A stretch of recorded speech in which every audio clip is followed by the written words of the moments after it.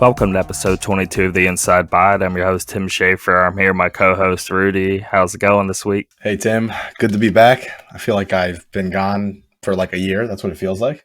So I'm back. No worries. I have a lot to say today, so I'm looking forward to it, man. Obviously, Thanksgiving just happened. I put this intro segment, turkey, and all I'm trying to figure out is I see it probably more now than ever, but people complaining about turkey, like if they like it, don't like it, all of that. Yep. But I'm a turkey guy. I always have been. Like, not even just turkey Thanksgiving, but I'm saying like I'll go get a sub and I'll get like turkey and. Yep, I'm with you, man. I agree. I actually love turkey. I think it's great. I mean, like, sure, chicken is more like versatile and all of that, right? But people saying they don't want turkey on Thanksgiving, or just saying they don't like it, period, and that, it's dry. Okay, well, if it's dry, you suck at cooking. Yeah, come on, you got to do something to it, man. Come on. I'm with you, though. I don't know where the turkey hate came out of nowhere. Like, last year or two, I've noticed. I don't eat turkey on Thanksgiving. I just eat the sides, or I eat this. I'm like, come on, man. Turkey's great. I don't know. I love turkey, so I'm sure we ate a lot on Thanksgiving, both, I'm sure. Yeah, oh my gosh. It's literally been about 3 days of nothing but eating way, way, way too much. Yeah. And now I'm just feeling like fat and crappy. And I need to just stop on the eating. But I have so much food to like still work through. Right. I mean, which is good, it's a blessing, sure. But yeah. Still, I'm kind of done with eating right now. Yeah, I got a lot of mac and cheese in the fridge and turkey, and I feel like I've had 10 turkey sandwiches in the last few days. So so mac and cheese, like I had to convince who was making it do it this way, or else I'm like, look, just have me make it then. And anyway, they actually did it, and it was awesome. But I want it like baked, and I want that sharp cheddar on top, and getting almost a little crispy on top. Oh yeah, it tastes so good like that. Yes. I don't want I don't know, soggy mac. I don't know how else to call it, but just on the top when you go to push into it. I like that little resistance, and then you dig in there, and then it gets softer. Yeah, I'm with you, man. I agree. Oh, now I want some mac and cheese. It's like a pie or something. You gotta have that crisp on top. Yep. No, it was very good. It was a good time.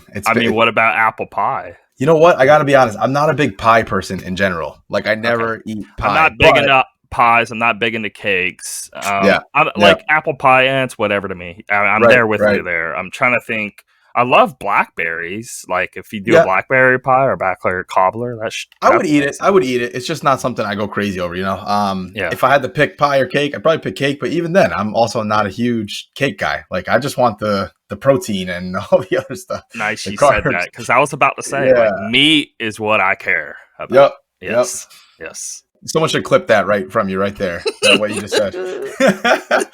It's so much better than the sweets, though. Like, I totally much rather just have a good meat. Yep. No, it was good. And, for myself, obviously my schedule is Monday through Friday. So every time the school year starts, I always look forward first to Thanksgiving. It's so nice to have, a good 4 or 5 days off and then back to business. So what do they do? Tomorrow. Like, do you get like Wednesday, Thursday, Friday off? So this year we had Thursday, Friday, and then the weekend. But every other school around me had Wednesday off. I'm like, why couldn't we get that off? We had a half day. So yeah, my kid had Wednesday. So I wish I had that off, but it is what it is. Can't complain too much. So a few more weeks and then we'll be off for Christmas. So one more item on the Thanksgiving ordeal. What about cranberry? I'm like, nah. Yeah, same. Even though I watched like my mom, dad, grandma, everyone like putting it all over their plate, and I'm like, I can't. It's not my thing. Sweet potato. I can do sweet potato. It's pretty good. Can do that. My mom made some empanadas too, and man, they were so good. They just go perfect on the side with some turkey, and it was a good Thanksgiving, man. What else can I say? Played a lot of Halo too. We'll get to that later, but yeah. I was just thinking. I mean, well, okay. Yeah, we'll save it. All right. Yeah, anyway, I was just thinking of a lot of different Halo things. Yeah. Yep. It's been like a slow week this week. I mean, obvious reasons. Everyone's just kind of like home and with family, and there's not really too much going on. Right. But let's go ahead and jump to the news anyway. Yeah. I mean, this looked really, really cool to me. I don't know if you even saw the video, but this Project L League of Legends fighting game. And I thought, I don't know, they were saying all the right things. Yeah. The presentation was amazing. Looks super fluid and really it's beautiful too. Like I love the art style and the way it looks. Shout out to League of Legends though. They're doing a lot. Like I guess I'll squeeze it in here. The TV show that they made too, Arcane on Netflix. Yes, it's blowing up. Everyone loves it. Everyone's talking about how great it is. It's like that Castlevania talk of everyone. Like, dude, this is like the best thing ever for real. I put it on my list. I need to see it. Yeah, I haven't watched it yet, but I hear that you don't need to know anything about League of Legends, which is great because obviously I don't know much about League of Legends, but they said it's really good otherwise. So I know a little, not a lot. Like when the game first came out, it was still in beta at the time, and I played it for the first year or two that it was existing. And of course, now it's like the biggest thing ever. Right, it's huge. I was like, I know a lot of the characters. I'm still like, even from the sidelines, I like to still see what's new and stuff from time to time. And I think it's cool and all, but I don't know. I can't get into it anymore of actually playing it. I get it. But I'm excited to watch it because there will be characters that I would love to actually see come to life. That'd be cool. Right. Yep. No, they're doing a lot, it seems. So. And then they just released a rhythm game. Hex Tick Mayhem, which launched on the 16th. So they got this fighting game. They just released the rhythm game. And then they also have, I want to say, an RPG coming. Jeez. The rhythm game looks kind of wacky. Like, pretty simple looking, though. Yeah, I don't know about that. But anyway, they're doing a lot. And, I mean, they said they would, but I guess I wasn't expecting it so soon. But I mean, they clearly have the money to work on all of these projects. Right. God, how much money have they made from this game? It's probably unbelievable. And I think they're also huge in the Tencent money too, which unfortunately. But I mean, whatever. I guess get your money. Yep. You got anything more to add to that? No, not much. It's just that it seems like they're trying to fire on all cylinders, like a few games, a TV show. Like they really want people to know about their brand. At least the TV show's a hit. I don't know about this rhythm game though. The Project L, the fighting game, that does look pretty cool. So I'd say 2 out of 3 ain't bad at all. Right. I'm glad that. Okay, so what my first thought, was like, yeah, well, they have a lot of money. Of course, they can make something good because you could just hire like the best of the best and spend a lot of money and time on it. Blah blah blah. I say that, but you know how many like big companies are out there that completely botch it still? Like, who's bigger than Blizzard and they screw up? Who's bigger than Rockstar and they even though yes it was another team, okay, it's still their responsibility. It's still on them because that's your name, like like all this crap that people gave to Naughty Dog because they didn't like the way they did The Last of Us Part 2, the story they took, but the game is super polished and on all accounts it's a good game, right? So I don't think money will always get you the best. Like look at some movies where they have this solid A-list actor across the board and then the script sucks or something, so Yep. Just depends, I guess. So, yeah, that's definitely not true. Just because you have money, you can put something good out. So I was, especially that fighting game, that got me like, I don't know. It's very Marvel vs. Capcom 2. It's all I keep thinking.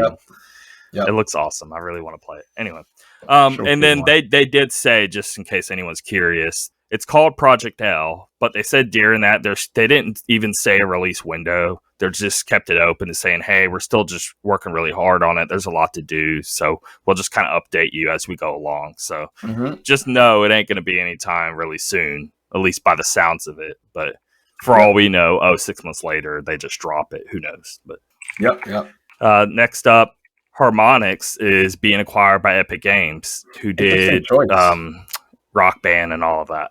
I'm just very curious. What are they trying to do? Right. Are you trying to bring back the plastic instruments again? Or what are we doing? Because I don't know, man. It seems like a very strange choice right now. Had they done this, years back, it would have made much more sense. But I don't know. Right. They have to have something up their sleeves, obviously, but don't know what that is exactly. Would you even care about having that again, like pieces of equipment in your house? I mean, they tried with the recents, right? They released Rock Band 4, they released that Guitar Hero Live, and no one seemed to want to care. Yeah, man, I think the time has passed. Like, I was way into it for a while. Even Rock Band 4, maybe like 3 years ago, I went out and bought everything again because it was cheap. We played for, a week or two, and then I was just back to sitting there. And then I just gave it away. I was like, I don't need this anymore, I guess. So I don't know. Maybe they'll do something brand new that we're not expecting. Who knows? I'm not sure. But right now, I'm kind of scratching my head at that one. I was a bit more into Guitar Hero Live than what I was expecting, but it still only lasted maybe 6 months instead of a few weeks. Yep. But what was really good about that, and it's just, I eventually just, I'm kind of over this. Anyway, but they did a really cool thing to where it almost pulls up like a TV guide and you pick whatever station and there's music videos playing on whatever station. And it just has like a time frames of like 30-minute windows of this genre or that genre. And there's maybe like 15 channels total. And it's basically live music playing of all of these different songs. It's almost like switching between like MTV, MTV2, Fuse, whatever. Like I gotcha. And you're just picking songs based on that. And it was really cool. I remember seeing it. Yeah, I remember seeing the display of it. I never played it myself, but that was the idea behind it. That's kind of cool. Yeah. They changed the guitar up for that one, right? Okay. Which I thought was cool because it definitely made it, it made its legs a bit longer for me instead of it just being the exact same guitar. But they added a top and bottom row, like an actual guitar, instead of it just being straight across. Got it. That's so you're actually moving your fingers up and down. And so it did make it a lot more fun. And it was a little more like refreshing than I would say the Rock Band 4 deal. Yeah, and with Rock Band, the thing was I'd play the guitar and I had fun with it. I'd try the drums out. But then you know how the singing would always go. It'd always be like, oh, I don't want to sing. I don't want to do it. You know, like some people wouldn't care, which I thought was cool. But for the most time, every time we did that, always one person wouldn't want to do the singing. And then it would be a whole thing. And then we'd have only half the band. So, well, I am always the person who wants to sing. So yeah, I wish we had someone like you around then because we always had people refusing to do it. Only reason I didn't want to do it is because I love the guitar so much. But otherwise, I would do both. Like I literally got a stand. And I'd be like, okay, I'll do guitar and sing, or I'll do drums and sing. That's awesome. That's what I would do. That's what I should have done. Yeah, it solves a lot of the problems there. But anyway, who knows? Like, I don't think they can go back to that. So that's why I'm curious. Okay, well, what do you do with him then? But, I guess we'll see. Next, this is awesome. Kojima Productions is opening a new business division focused on film and television. Very cool. So he's getting quite older, let's say, at this point. Right. And I think he's always said he wanted to do this. Yeah. But, it's still going to be weird seeing it not in video game form. An actual, TV episode or movie or whatever he decides to do. Right. It's just his games are they're so equipped to be movies if you wanted them to be. Like Death Stranding could easily be a movie. I love that we got to play that though, because he did such a good job with it. But yeah, gameplay aside, what I'm more worried on is just the length, right? When you do a movie, it's only like 2. I mean, 2 hours. No one ever does 3 hours, but even still, okay, you push to 3 hours. That's not 40 hours of Death Stranding. Right. You just get so much more out of a game. I could see him doing like a 2.5 hour movie probably or something like that. A TV series would work, right? There's plenty of time there. Well, it says film and television, right? So maybe. Yeah. The more time that goes by, I'm starting to realize TV shows 90% of the time work better for video game stuff. Almost always. Yep. Yeah, you just need that time, Yeah. Let's say you have a 30-hour game and you cram it down. I don't know. The best you could probably get is like 6 to 7 hours of nothing but story. I don't think you could cram it to 2 hours. Yeah, like if you tried to, I'm trying to think of a game. I mean, even like, okay, so maybe a game like Ghost of Tsushima. Yeah, could you get the general story in a movie? Sure, but all those side stories and all that stuff, you would miss out on so much, So, and there's so much like tone to just like. Right. When you're actually playing it, I mean, it's going to hit way harder because you're actually almost like scared to move forward in some ways. Right. Yep. And you totally lose all that when you're just watching. So it doesn't feel as epic, No, that makes sense. I hope we get some news on that, in the next year, let's say we hear something, some project he's working on or something. That'd be cool. But still, man, I'm stoked to just see more of him. I don't care what it is. The guy's a genius, man. I eat it up. Cool. Yep. Halo Infinite has gone gold. So in case you were thinking, maybe the campaign would get delayed again, no. Nope, it's coming, man. It's coming. Very exciting. Yep. I still think it's so funny that we're playing the game already and now it's going gold. That's kind of funny. But I understand, it's the campaign and everything else. So Makes sense. All right, so here's where I start debating. I'm so butthurt over this. Multiple reviews. Okay, I would understand if it's just some random outlet, but IGN's been here since the beginning, pretty much, when it comes to like the internet, basically. Right, they know. So what are you doing? It's in beta status. Okay, let's go to here first. I understand it's not actually beta. Beta is something like months out, even a year out, whatever, and they're trying to get some work so then they can go back to working on it. Like they were doing those flight tests, okay? Yep. But so yes, okay, I don't agree with the word beta here. Regardless, it's still an early playing of not all of their options. They made it very, very clear on their website, on Twitter, wherever they could put to the public eye. It keeps saying beta. They're clearly stating it's not the full release. There's going to be stuff added on full release. So why are people reviewing it? And then I watch these reviews, like the IGN one even mentions it. They're like, oh yeah, I know the game is still in beta, not fully out, but you can buy items. So I mean, we're pretty much there. So I'm just going to review it. So I like, score aside, I mean, they gave a good score. 9. 9's great. Awesome. Okay. But does that mean it could have been even better if you would have just waited for release? And because the complaints you're having would go away, at least half of them, once the game comes out, because you're complaining about playlists, you're complaining about like lack of content. You're playing a beta. Of course there's a lack of content. Of course the playlists aren't where they need to be. That's the point, because they're trying to get people to test it out and make sure everything's good before they launch. Now I guess they should have just kept it closed so this wouldn't have happened or whatever. I think that. So I have a few thoughts on this. So first of all, I pretty much agree with almost everything you're saying. Just to play the other side a little bit, though, I'll say this, right? So I think, number one, I think there's a very easy solution to this. Make it clear, because IGN does this all the time.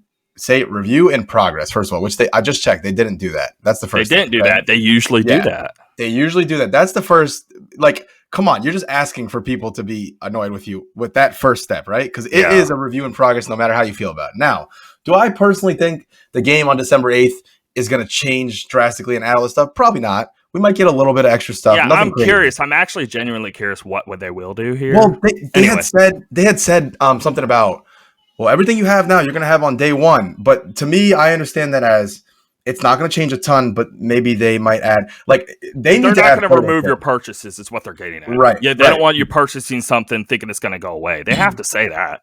The game, it's so interesting with this game because it's both sides, it's both extremes of the same coin, right? So number one, the gameplay is so good. We all know that. The game is amazing. It feels great.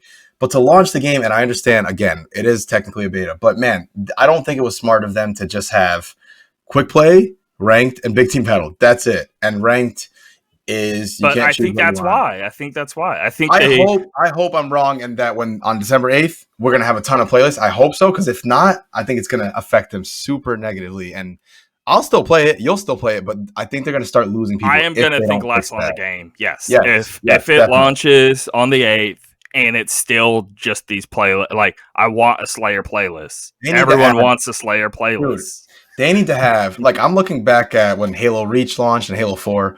They need to have, in ranked alone, they need to have doubles, ranked Slayer, ranked objective. And then in the quick play, for people who don't want to play ranked, yeah, you definitely need Slayer. Some people love to just play Slayer. I mean, you got to give it to them. You need to have. I just thought of something. Sorry. No, this will prove my point just now. I just thought. Yeah. Okay. They said when the game comes out, like they put it somewhere. I'll find it. I think it was in that videos we were watching. They were saying that when the actual release comes out, they're going to give you the option, remember, to select crossplay of like just controller, just mouse and keyboard, or a mix of both, and there'd be 3 options on release. I do remember. They said on release, that's how it'd be. If you play it right now, that isn't how it is. So that right there proves it's going to be different on release. Well, only thing I'd say, I think you're right, but only thing I'd say against that is I was looking back at some old videos because I was curious. They did also say some other things that they've gone back on. For example, I remember they got out on the stage. This was like over a year ago.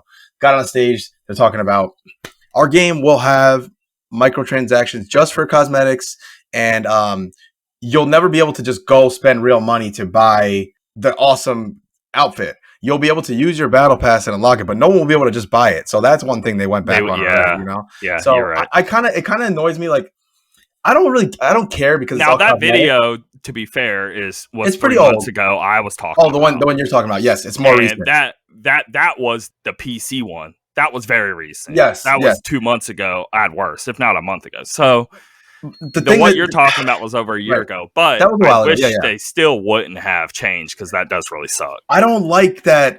It's such a strange feeling because here I am. I'm playing the game. I paid $10 just for the battle pass. Give them something. And I'm unlocking things and whatever. I don't care that I haven't unlocked that many things. I'm like mixing and matching with what I have, make some cool costumes. Fine. It does annoy me though that you can go spend $20 and get these awesome costumes. Like, what's the point of me even having my little crappy outfit that I'm proud of for playing 20 hours when you can just pay $20 and get something that's way cooler than anything I'll ever unlock, you know? That's the only thing that bums me out. I wish they had made it. And I hope they still make this change because they seem to be very receptive to feedback, which is great.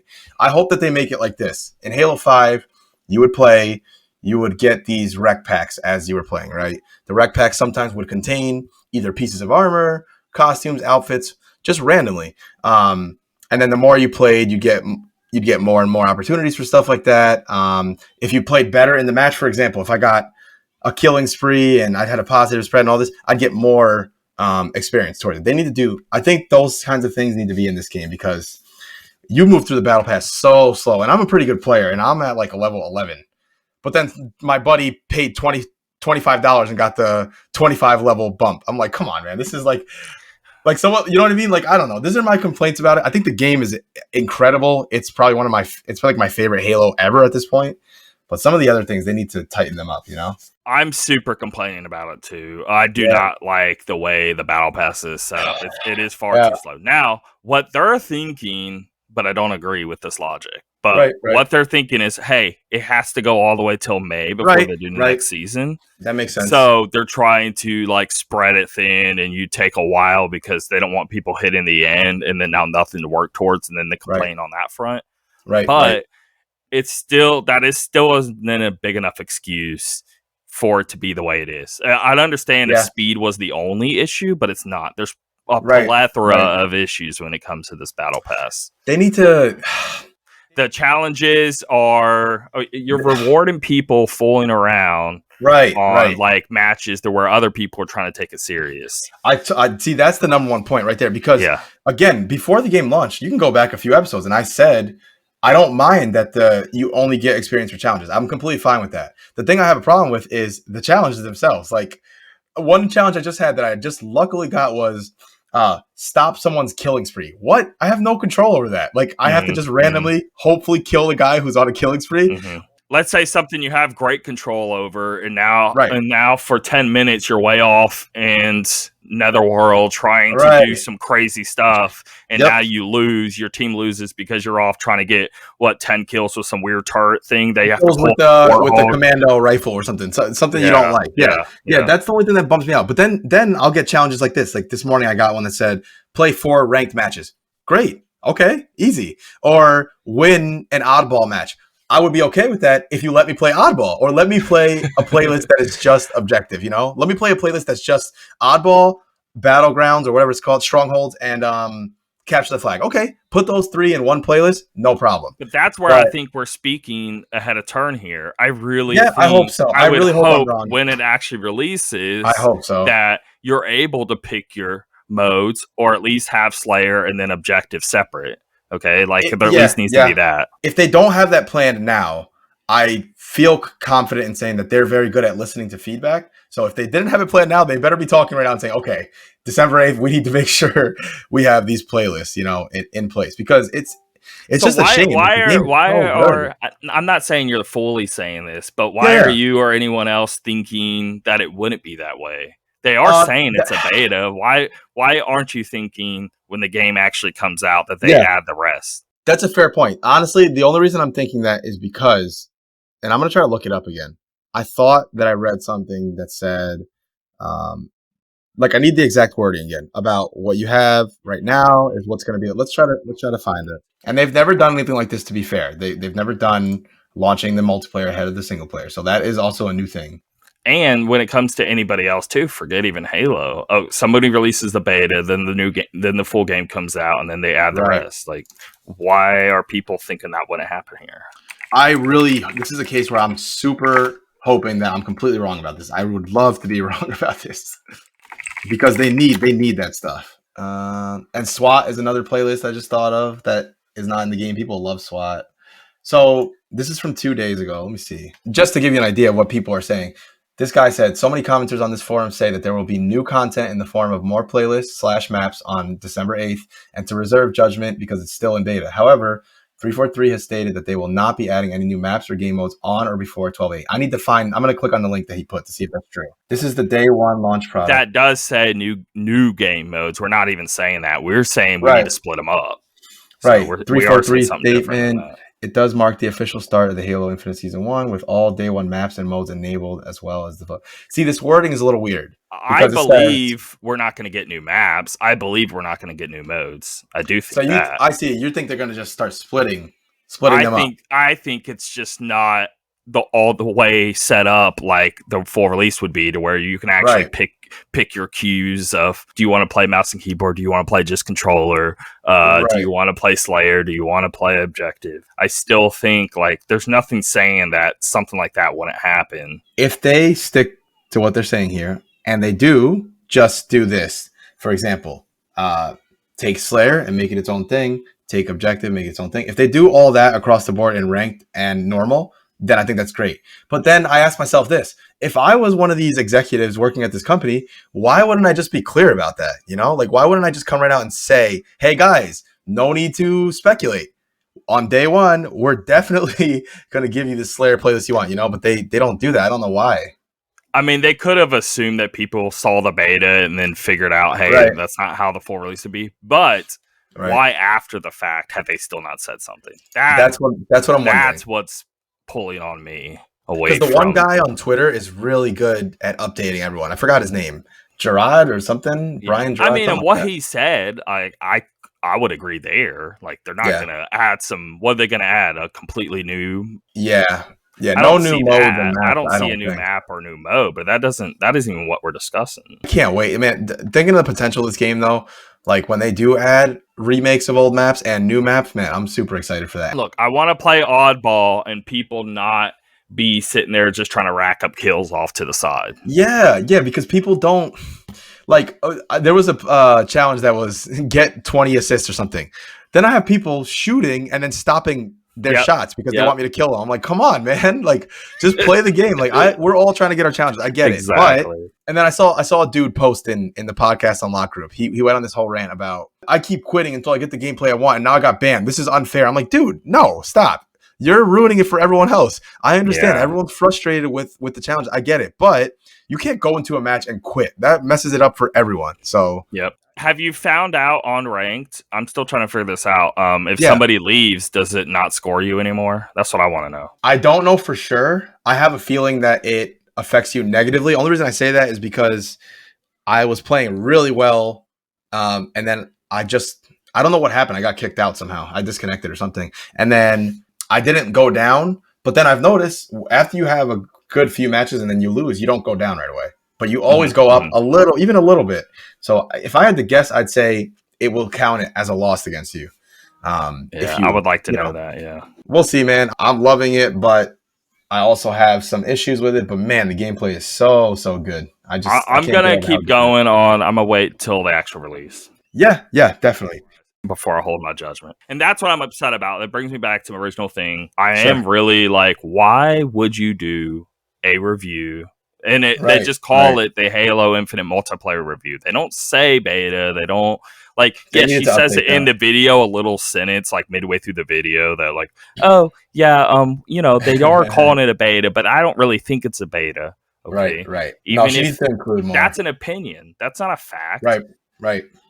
You know how many people... Yes, opinions as a whole in a review is an opinion. Okay, I'm not going there. Of course, what I'm saying is, she can't change the status of what they're saying the game is for just so her benefit. Like her just being like, well, I don't think it's the beta when they say it's the beta. You can't go that far. Okay. They need to realize, and they do realize this, that a ton of people are just going to look at the review, see number 9 IGN review, and that's it, and they're going to bounce. Yeah. So you have to be more clear with that. Well, they do review in progress all the time. Why is this different?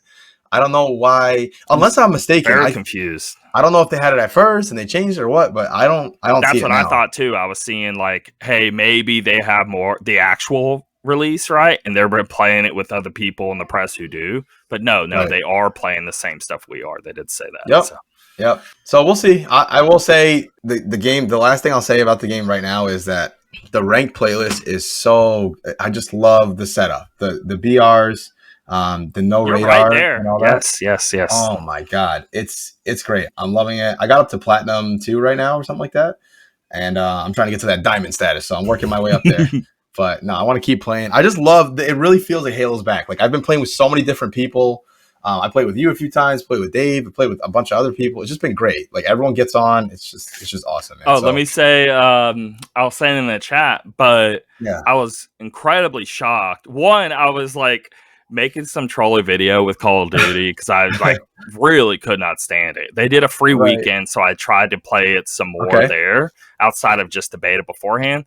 Anyway, I did not like it like at all. I thought it was really, really, really bad. And then a friend of mine messaged me that I was also saying this to, and they're like, yeah, everyone in his little office are all like Call of Duty fans, and they hate this newest one, and they just went back to playing the older. And it's really weird because they've been on board with every single one, and they'll have complaints here, complaints there, but this is the first time that he's seen them being like, oh no, I can't play this at all kind of level. Right. Anyway, so I tried to do a video of like my son, get him to play a few matches and then give his thoughts.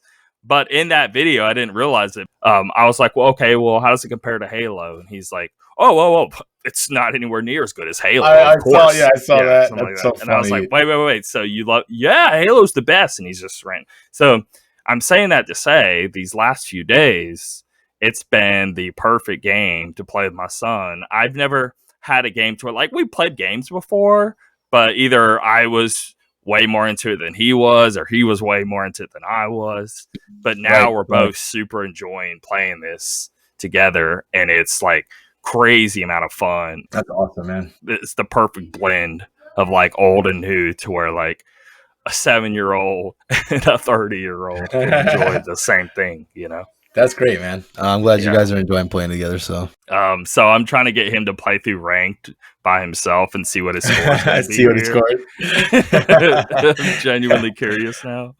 Anyway, you never know, man. I'm really happy that there's a game with that, but man, everyone's playing it.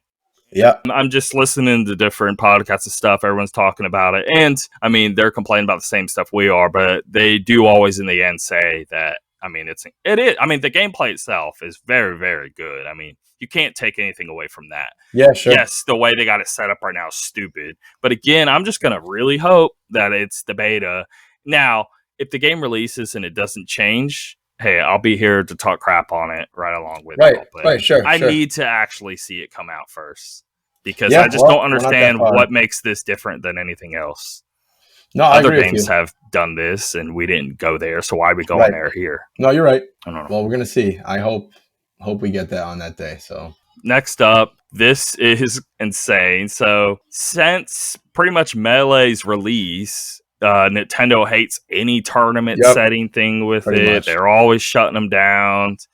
There's been very, very big moments in Smash's history to where like they were trying to go to like Evo, and it was like the height of popularity, and Nintendo shuts it down every time, like the day before the tournament. And you got people flying from all over the world to this thing. It's ridiculous, and they're just like, nah, shut it down. Anyway, they've been pulling moves like that left and right. They have finally officially started like doing like, okay, we'll do tournaments of Ultimate and Melee.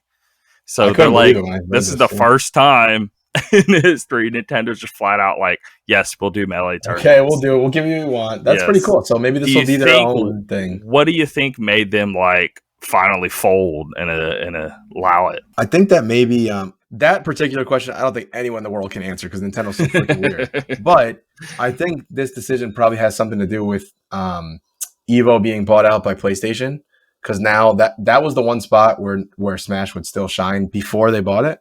and then they had like all these scandals and stuff, and it kind of went away for a bit. But if they have their own tournament let's say it's every year, I mean, this could be huge, you know? I think it's now just a Nintendo tournament. Nothing else is involved. And that's how Nintendo operates, So maybe that's what they're thinking. They can just get a good point. 100% of the profit from this too. I mean, the issue with that is like Nintendo of America tried to do it in the past and it just be a Smash thing and it was just Nintendo. But then like the main in Japan ended up being like, no, we don't want you guys doing it, and they shut it down. But again, that doesn't disprove it because that was, 5 or 6 years ago. So there's still something like different of maybe it's all these people joining that Nintendo treehouse and Nintendo in general of all these big Nintendo heads. And they're going into it and they're just like working in the system itself. Like, hey, you guys really need to allow this. Yeah. As someone who was on the outside before, you guys, no one wants this. Please don't do this. Yes. Nintendo's like, really? Oh my God, we had no idea. That's what I'm imagining happening. I think you could be right. And they all just weeding its way out over time. Yeah. 6 or 7 years ago, Nintendo said you don't need online on your system. So, right. I mean, they're willing to change, I think, slowly but surely. So. We'll see. It's huge. It's really cool. Yeah, that's cool. I'm happy for them. Yeah. Yep. Same. And then somewhat Smash related, this little multiverses. I will say, hashtag Rudy was right. Yeah. I'm not sorry, guys. I hate to be right. But I just, you know what it is I think that, okay, let's compare shooters first, right? You think of shooters that come out, Call of Duty, Battlefield, Halo. There's always room for a new shooter to come in and have some success. Fine. With this particular genre, I don't know what it is that Super Smash Bros. Has done that they've made it impossible for anyone else to come out and be successful at. Like PlayStation All-Stars tried. The only one that I thought was somewhat, and I don't even know how much it sold. I'm going to look it up. But Rivals of Aether was the only one that I thought like was successful in terms of like people like it and people are still talking about it a year later or 2 years later. Well, look at it as presentation. I think why is because even though it's a pretty game, it's very like Indian art style and it doesn't take much people to create that work. You realize the amount of money and time and effort, the Smash Bros quality of like the characters and animations and all of that and voice whatever, all of that mess, that takes a lot of money and a team of like 100 plus. That Aether game, whatever, Rivals of Aether, there it is. Mm-hmm. I have played it. You can tell, like, I mean, it's obviously lower budget and a lot easier to create those characters and gameplay. Yeah, this is true. This is true. I don't know, man. They have a stronghold on this bat. Like, no one can touch them. Hey, maybe this game will come out and it'll change that. But again, WB has money. They have money. And they have some big. I mean, these are some big characters here. Like, what the hell? Arya Stark is in this? Like, what? all right. Batman, voiced by Kevin Conroy. Superman, voiced by George Newbern. These are people that have voiced these characters officially. Right. Okay? Wonder Woman, voiced by Abby Trott. Harley Quinn, voiced by Tara Strong, which she has been the recent Harley Quinn in a lot of stuff. She's really good. Shaggy, voiced by Matthew Lillard. He's obviously not the original Shaggy from like the 60s, but he's been voicing Shaggy for a long time now at this point. Bugs Bunny, voiced by Eric Beza. Tom and Jerry, voiced by Eric Beza, so same dude. Arya Stark, voiced by the main like official person. Was it Macy Williams? Macy Williams, yeah, it's pretty cool that they got her into it. Jake the Dog, voiced by the officials. John Medagio. Finn the Human, voiced by Jeremy Shada, also legit there. Steven Universe, voiced by Daniel DeViernery, whatever. I don't know if that's the legit one that's in like the Steven Universe show. I think that's the only one where it's not. And then Garnet, voiced by Stella. Garnet. She's from Steven Universe. I'm looking her up right now. Some of these characters I don't even know, but some of them are pretty big. I mean, wait, Garnet, is that the black girl? I'll show you. Yeah, yep. She's got like the little actually star. Like her. She's pretty cool. Yeah, she's cool. Raindog is a new original character, which that's pretty cool. It's basically a reindeer dog sort of figure, but it's just an OG character for the game itself. And apparently it can like go between different dimensions and all of that. Yeah, this is quite crazy. And then basically the leak that happened before they officially announced it also listed all of these characters plus Gandalf. So I do expect Gandalf to also be here. He'll be here shortly, I'm sure. I don't know. I watched the trailer again. It just the polish is not there. It just doesn't seem like it's. I'll give it a shot. Sure, I'll try it out. It looks better polished than the Nickelodeon one. Yeah, it does. It does. Like it actually has the voice acting, actually has like better animations, but and it doesn't look like some weird flash game thing. The Nickelodeon thing, why a lot of people are thinking it's going to be big, was because it was appealing to the pros. The only downside, that's all it did. Right, it didn't do anything more. This is actually seeming to do a better job at appealing to more people. But yes, I'm still like, we'll see. Yeah. No, we'll have to wait. It's free to play, right? Yeah. It's free to play. Nickelodeon was $40, so that's also a big difference. Yep. Another thing they're doing here, which has me worried, is they're doing. Well, you say you never played League. I'm trying to think of another game. I haven't played it. Basically, you have these like runes that you can attach to characters, and they give different buffs. Like you can attach a rune as like 3% on attack or 5% to defense, and you equip these runes to each character, and you can mix and match to a total of about 15 of them. But people are worried with it being free to play. Okay, so can you buy these runes? And probably. I don't want somebody having 10% more attack than me because they bought 10% more attack. In Halo, if they did that, they would be ripped apart, right? Obviously, because Halo's huge. Everyone knows it. This game, I think they could probably get away with that. I mean, how many people are going to complain? Some people in some forums? Really? I mean, exactly. They're like, who cares? This game's free to play. We're going to keep doing this. You're going to keep playing it. So, but yeah, I can totally see that. So we'll try it. We'll give it a shot when it comes out for sure. Yeah. Since it's free to play, again, at least that gets me like, okay, hey, I'll try it get you in the door. Yep. Next up here, I'm gonna hugely mess this up. The Ryu Gadgautogo studio is developing a new franchise not connected to Yakuza or Judgment. So the dude left not that long ago, who's basically he got that Chinese money, right?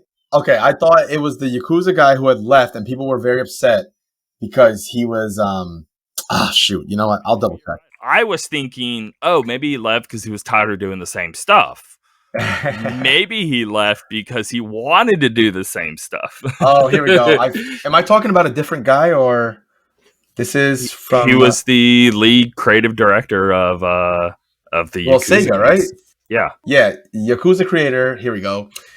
Toshihiro Nagoshi is reportedly leaving Sega after 32 years to join Chinese PC and mobile games company NetEase. That's probably what I saw. Okay.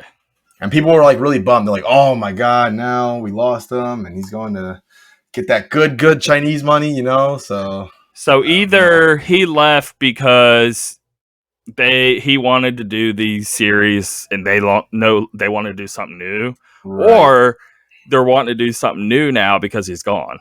One of those two took place here because they haven't done anything outside of this realm, and this is the first time they're doing so. So, I mean, in general, I'm just hyped to see, Sega's making a new game. Cool. Right. That's all what I'll take from that.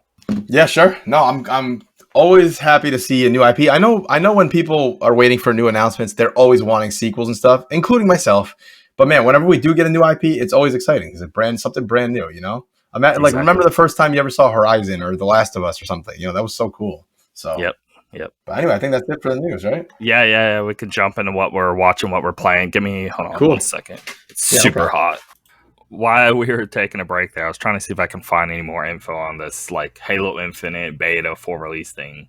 They are saying in this Halo tweet, like, official one, they're saying, Season 1, Heroes of Reach officially begins today.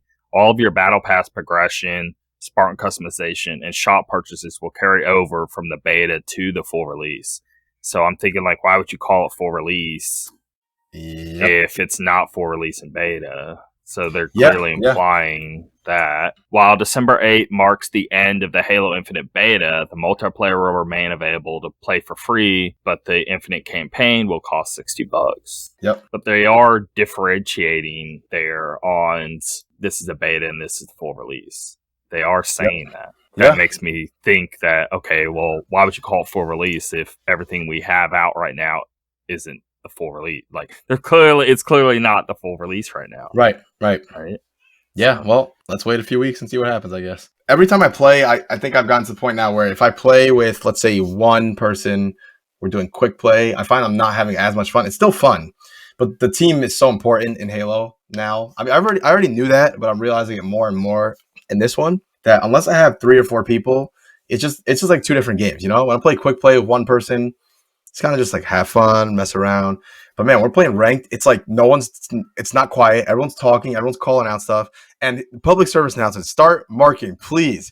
Stop acting like Halo has not incorporated marking now. It makes such a difference. Like, I never see it. I will do it all the time. I know, I do it all the time. Hoping other people do it, and they don't. I don't like. You would think they would pick up if they see someone else doing it. Oh yeah, and then do it along with you, but they don't.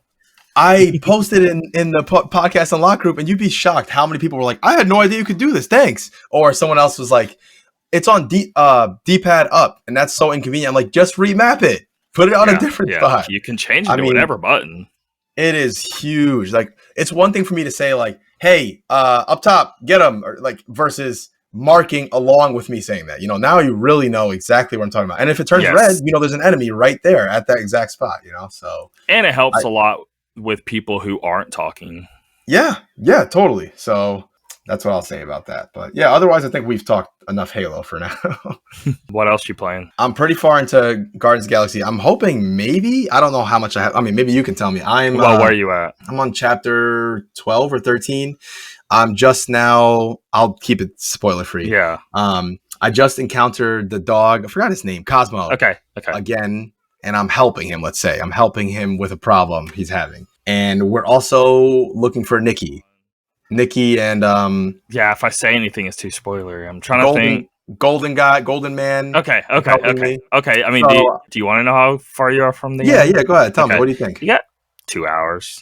Okay. I'm going to keep playing today and see if I can finish it. I thought I had more only because some of the chapters have been pretty long and others have been kind of short. So I'm assuming these ones are a little shorter towards the end because it seems like we're doing our final push, you know? But man, I'm loving this game so much.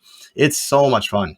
And I'm obviously you already said the same thing, but I'm just very impressed by it. I was right about the Nickelodeon All-Stars thing. I was wrong about this game because I thought when I first saw this game, I thought it was going to be a very standard kind of average game. Man, this game is really, really fun. So I'm going to try to finish it today, see if I can. Which you have already seen some of the next level Marvel lore stuff that I was talking about that I was not expecting.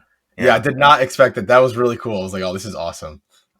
So I'm loving that. I'm gonna hopefully next week we when we do the show, I'll have beaten that so I can give my thoughts on the ending and stuff. Cool. I've been playing a lot of Bravely Default 2 again. I'm just impressed by how many jobs are in this game and how different they are from one another. Like, you start off with your typical black mage, white mage, red mage, knight, stuff like that. Now I'm getting stuff like Phantom and Spirit Master and stuff. It's just like so cool. And they work so well with each other. Like, you mix and match. Right now I have, for example, I have my white mage. Obviously, you know white mage, you know, the cures and all that stuff. Yes. But then Spirit Master is like cures, but long-standing cures, regenerate, and your MP is constantly going up, or you constantly have protect up, stuff like that. You mix and match, and then you might do something wacky like take my white mage and switch her to a knight and get her to the highest level because the knight has an ability you unlock at level 12 that makes it so your defense goes way up, and then switch back to your white mage. Like, I just love how much versatility there is in this game. It's really impressive. Good. And yeah, I'm just loving the game. It's great. So I've talked enough about that. Now, I have one last one that is completely, I would argue 1% of video game players even know what this game is, but it's called Imposter Factory, right? And what this is... Yeah, I don't know what it is, so... Yeah, so when I saw that this game was out, I was super excited because this is actually the third To the Moon game. I talked to you about To the Moon, right? Okay. I did play To the Moon. It's like 2 or 3 hours. I love that game so much, man. But I didn't know there was sequels. Yeah. So To the Moon came out, like 10 years ago. I played it, absolutely loved it. I want to say amazing story. maybe 2010. It was a while ago, but the story in To the Moon like really got me. Like I was like, this is such a great, emotional, touching story. I loved it, right? And then I waited years, and again, this is like a really small developer, but he has like a small following. People really love his games. Then they came out with A Bird Story, which is it's like a bridge between To the Moon and the next game, right? And it goes through this kid, with this bird, whatever, and then you find out that that's the main character of the next game. So the next game came out called Finding Paradise. The only reason I'm going so much detail is because I want you to eventually play these games because they're so worth it. Anyway, Finding Paradise, you play the whole game. Great. And then they released these 2 little mini episodes that you could play through, all in preparation for this third one.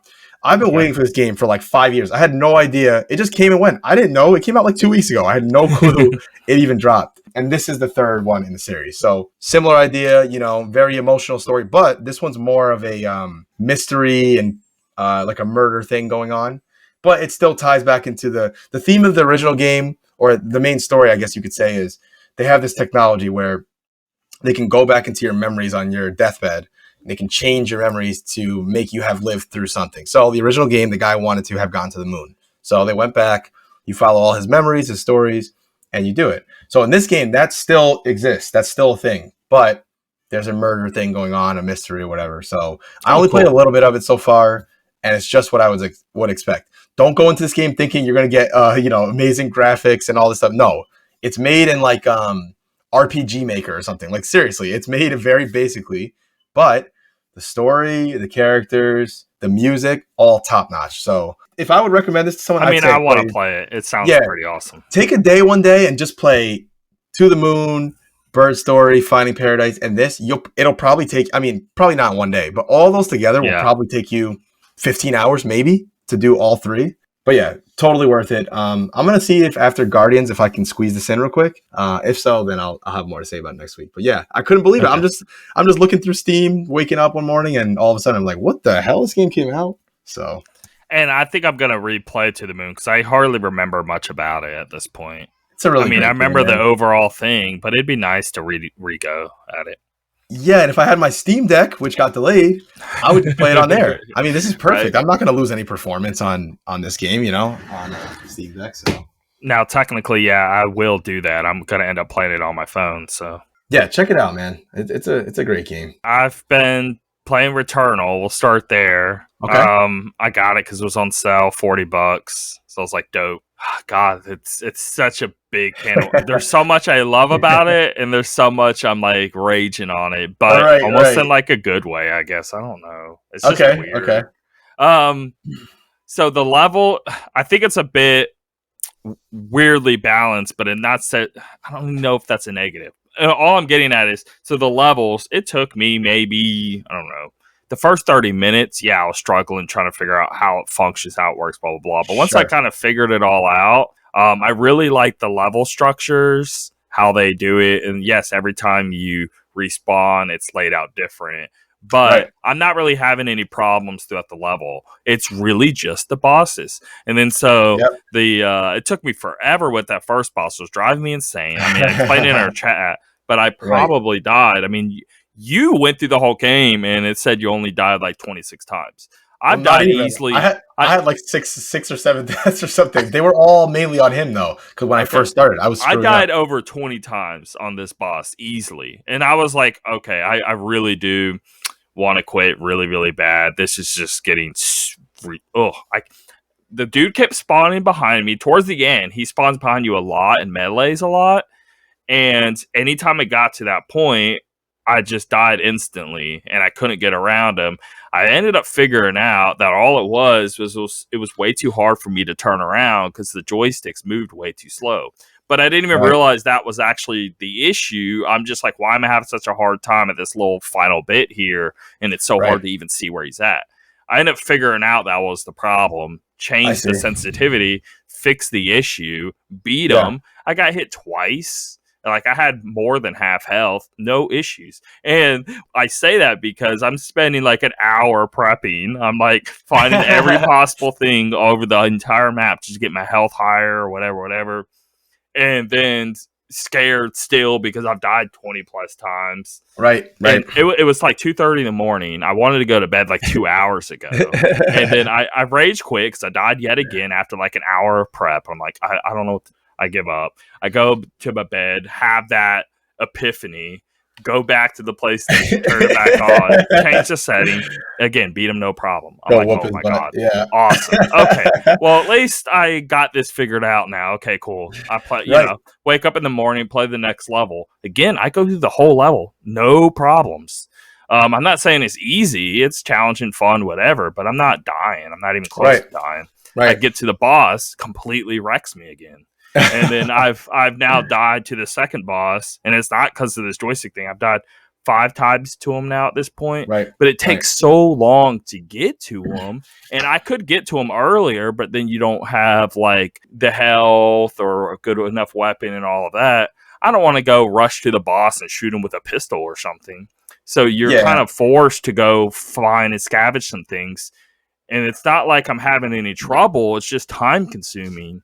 Just for me to finally get to the boss and then die or not die. I wish there was a way to, I don't know, just a better balance. I don't want it being like, hey, I can just rush to the boss and fight him again. I don't want that. I understand there needs to be some more of a loop, but meet me halfway here. I'm taking too long just to prep for a boss. Too long. Right. So first of all, everything you're saying, it's so funny because this was me when I first started this game too, right? There are a bunch of things I can tell you that might make things a little easier, right? So number one, my personal opinion, I think the first thing you should do is remap the controls. I don't know if you did that yet, but I didn't. I did, and I know this sounds so weird to people, but I made my left stick be the jump. Now, I know that sounds weird, but when you're playing, and again, I don't remember all the controls off the top of my head, but basically I had it set up so, and I had put auto run on. So I'm always running, right? My thumb is always on the left joystick. Don't you get in situations where you can't run? How does you mean like if you're on like a narrow edge or something, you don't want to run off? Is that what you mean? No, I don't know. It's like weird. There's certain segments, let's say like, okay, I remember fighting a boss and I go to run and it doesn't let me run, and the other spots it lets me run, and I don't know what's going on there. It should let you. If you turn on auto run, try it out. It should always run. Okay. But that was a big thing that helped me a lot, first of all. And secondly, I mapped the jump to the left stick because my thumb is always on the left stick. So while I'm running, it doesn't matter what I'm doing. I can always jump. And you need to jump in that game at times, you know? Another one I did was I put the dash on one of the top, maybe right or left bumper, one of those two. Oh, I need to do that. That's a good idea. It's really good. The dash was the trigger, and that helped a lot with Cuphead. Yeah, think about it. So right now, I'm running with my left thumb. I'm jumping with it too, and then I'm jumping there. I want to dodge a hit. Press here to dash, right? Okay. Then you still have your left trigger is your aim, right trigger is your shoot.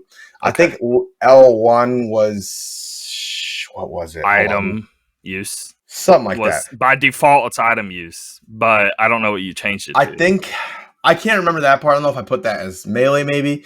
I think it might have been. But the most important thing is auto dash, jump with the left stick, and dash with one of the top lines. Man, it's a game changer. I'm going to do that. Once I started doing that, it was a little funny at first. I do have an issue with the buttons. Like, I'm going down, and, like, first of all, again, L1 with the items. L1 could have been a way better button than the item. Like, you only have to use it, like, what? Like, barely. So why ain't that a face button that you're not even using? That was the number one thing that helped me, right? That's the first thing. Second thing is, I know you mentioned this a little bit. When you're running through... and you get to a new area, try to, like, okay, let me give you a scenario. You run into an area, you take some damage. Don't go pick up health packs, right, and heal.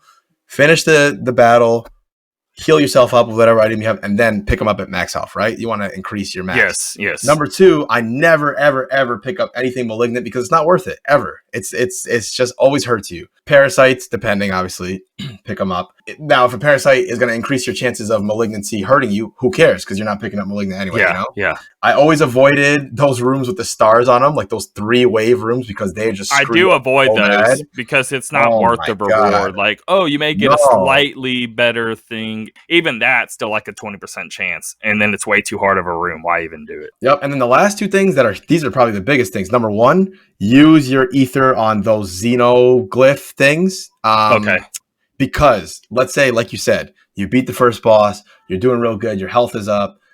Go to the thing right before you want to go to the boss room and save your progress. Like, it just completely saves how everything is right now. It saves it perfectly. You go to the boss and die, you start right there again, which now you're increasing your chances of winning. Yeah.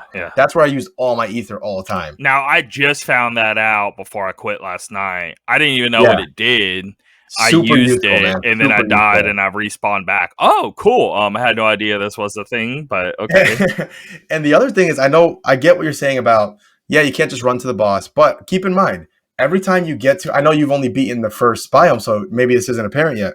Every time you get to the end of the biome, they give you automatically a weapon that's a certain level based on the biome. Like, I think level 5 at the end of the first biome, level 10 Yeah, before you drop in, they always have an item right there. Yep. So if I were you, next time you turn it on, start the game, don't start checking all the rooms. Just run through, pick things up as you go. I'm worried about the health. I used to think the same thing, but you'll be fine. Clear the first biome. Just run through it like normal. Yeah, you kill some people here and there, get some stuff. Go to the item place if you can and grab either the astronaut statue or a health pack or something. What does the astronaut statue do? So that's another huge one. That one brings you back to life when you die. So I never even got it because I thought it was just an item for your ship to look at or something. So think about it, right? If you run through the first biome quick, you pick up some health here and there. You increase your max health, and you're not fighting enemies that much, so more likely you'll make it through, right?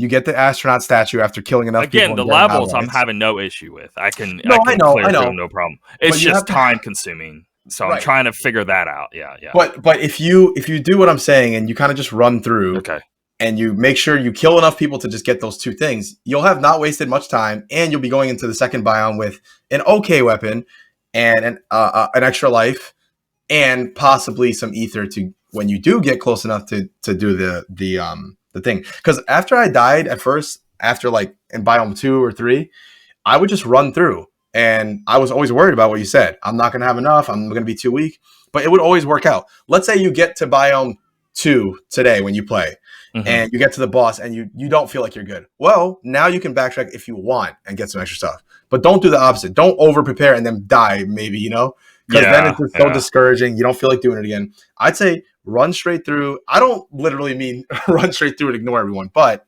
don't make it a point to pick up everything, or to look in all the rooms and everything. Pick up things as you go. Get to the room, try it out, because you need to learn how to beat the boss mainly. That's the most important thing. So, and maybe I am just gonna run through it, because to be honest, the health, it really, even if you got a bunch of them, it's still not even. What is still can get hurt fast. A fifth extra at the end of what your full bar would be anyway. I feel maybe I could just beat them with just your default health and not even try to worry about getting extra unless it just happens to be there. Yeah, no, that's exactly what you need to do. And the other thing is you need to get your adrenaline up. When you're going into boss fights, you want to try to have your adrenaline up because it helps a ton. And then there's certain items you can get where it's like, get your adrenaline 2 times as fast, or weapon. I'm still trying to figure out. And so at least in the second one, I'm choosing between the carbine or this I don't know, more like long scope rifle thing. I forget what it's called. The carbine is a better choice, but once you get this weapon called the Electro, hold on, I don't want to say the name wrong. It's some weird name. Hold on, Electro. Is it not till after the second level? Okay, Electro Pylon Driver. Okay, I think you would have to have. Yeah, I don't think I've seen that yet. You'll see it maybe in the third level, starting there. Holy crap, this weapon is incredible. What it does is like it shoots these all right, think of like the skewer from Halo. How it like shoots that big like harpoon looking thing out? It shoots like these beams of energy that look like that, and it hits the enemy. Then you shoot another one and it sort of connects. It like spider webs, and they keep doing damage as they spider web. It's freaking crazy. It's such a good weapon. And the more you use it, it starts to do like, first they'll connect and do damage. Then it'll do like, if you shoot one here and way over here, then they'll do a line across and they'll do damage. It's just nuts, man. Nice. Just start firing that thing all over the place. It'll help a ton. But yeah, I'd say next time you play, try the way I told you out once. Go through. I'm really like salty that my stats are so screwed because that first boss literally tried and died easily over 20 times. And I kind of just want to like wipe my whole save, start from scratch, and then go again. But I don't know. I think you're good, man. I just don't want to see that final screen and be like, half of that was on the first freaking boss. Yeah. I'm telling you, once I changed the controls and I started kind of approaching it the way you said, like instead of spending freaking an hour in the first section, try to get everything. Yeah. Run through, pick things up as you go. Yeah, of course I'm picking up health. Of course I'm killing some enemies, but I'm not actively trying to go everywhere. I'm going straight to the boss room. Okay. Get that astronaut statue and a large health pack if you can. If you go in with those two, think about it. Not only do you have an extra life, you also can heal for a good amount in the battle as you're going, Yeah. So you gotta let me know how it goes. Just started back working through Nier again because I was worried about I got to get all the weapons and I want to look it up and all of that, but I don't want to also get spoiled. I found a non-spoiler guide thing that shows the weapons. I was only missing 2 anyway. And then I was like, okay, cool. So I finally did that. I'm still in the first bit, but at least I think maybe I'm in the second. Does it let you know you're in the second part? Is there credits? But something happened where it's drastically different now. So maybe that is, now I'm in the second. But I was just curious if what was there credits with Nier Automata, or am I in the second one? No, I'm pretty sure there's credits that you'll see. Okay. I'm almost certain. Yeah. Your character changed. Okay, so that did happen to me. Yes. Oh, so your character... But I didn't see credits. I didn't see... maybe I'm wrong. I'll type it in the chat. Yeah, go ahead. I thought for some reason there was, but I could be wrong about that. There. Yeah, yep, okay. Yeah, you're in part 2 now. Okay. Okay, awesome. Yeah. Oh, man. But no credits took place. Nothing really... Yeah, okay. Yeah, no, maybe I was wrong about that then. But yeah, that part, man, it starts getting so crazy from here. Okay. You'll see. So I was thinking Automata to where play through it once, you play now it's B and it's the same thing again, you're replaying it, but things go more in depth. This is not that. Yeah, it's very different, but what I will say is even though they handle that part better, they don't handle okay, so you're doing part 2 right now, but then after you do part 2, you're gonna have to go and do it again, and there'll be some changes. That part, very similar, but yeah, some changes. And then one last time, you'll have to do a change towards the ending to see the last thing. So you'll get to the repetitiveness later. But right now, yeah, I loved how they did that part 1 and part 2. It was really cool. So. Okay. Oh, cool. So I am in the second part there. Very cool. Are they shorter parts than the first part? Yeah, for me it was because the first part I spent so much time doing so much side things and everything. Okay. If I didn't do all that, I could be wrong, but I would guess they're probably pretty similar amount of length. Okay. No, part 2 is definitely shorter, but I don't think it's by a huge amount, depending, So gotcha. You have to kind of bounce around and go do a bunch of different places in part 2. So I'm starting to learn right whenever the part 2 happened. I don't really like these heavy weapons. I thought I would. Yeah, and I tried to get used to them. But it's just too slow. It's just not fun. I started using I think it was a spear for a while. It was really fast. It would hit hard. And the magic obviously was pretty good too. So just make sure when you get a chance, we can look up any weapons that you needed to get in part 1 or something like that. Or that's what I'm saying. That's what I did. And I got them all. Okay, good. Because it seemed it's about to switch over. I got all the weapons. And then now I'm in the second part. Now I got to figure out what weapons I got to get in the second part. And you have a lot of time now to get them. So some of them will naturally come to you through the story, and others you have to do some other things. But, yeah. But yeah, you got to see all the endings, man. It's so worth it. All right, so we've been debating this whole game of the year, what we allow, what we don't allow, I wish I would have stuck to my guns, and I really wish I would have just been nope, I don't care. It can be a remake. It can be a freaking, I don't give a crap what it is. I want everything on the table. Because this game deserves it. And it does. It does. It's just the only thing have a remake in it. The only thing that sucks is that if it no one's going to agree to that GTA crappy definitive edition thing. Oh my god, that's not going to win anyway. So that's already off the table. The only other thing we had to worry about was the Mass Effect. Mass Effect or something. But you can't add 3 games into one anyway. So that would anyway. The other games that were up for debate anyway, they wouldn't have won anyway. Right. That was my stand. I just don't see that happening. So I want to go back into there and be look, can we just allow anything, please? Because what if I'm still in the second part? I mean, I just see myself really loving this, and it's a really great game, and I hate to throw it into some side category, being yeah, it's the best thing I ever played, but no, I guess we can't have it be game of the year. I think just the way that we have the people in there, I could see it. Because I agree with you that I think Nier should not be in that. I think it's a different thing. But on the other hand, I guess it wouldn't be fair to then say, well, Nier can go, but Mass Effect can't. And I think that's so silly. But just let them come, though. What is that going to hurt? You really think Mass Effect's going to win Game of the Year? No, but not. It's one of someone's top 5 games of the year. That's so weird to me. But yeah. Anyway, we've already been through this for hours. The more I play it, the saltier I become. It's such a great game. I'll totally agree with you on that one. Yeah. All right. Next up. You better believe I'm going to be arguing this stuff even in the show. Of course. I don't care what the chat is saying right now. I'm still going to be. I'm looking forward to it. All right. Shin Megami Tensei 5. I'm so weirded out by. Okay, hold on. I got to grab something. Okay. I'd never really gotten to the series. I ended up getting this a while back ago.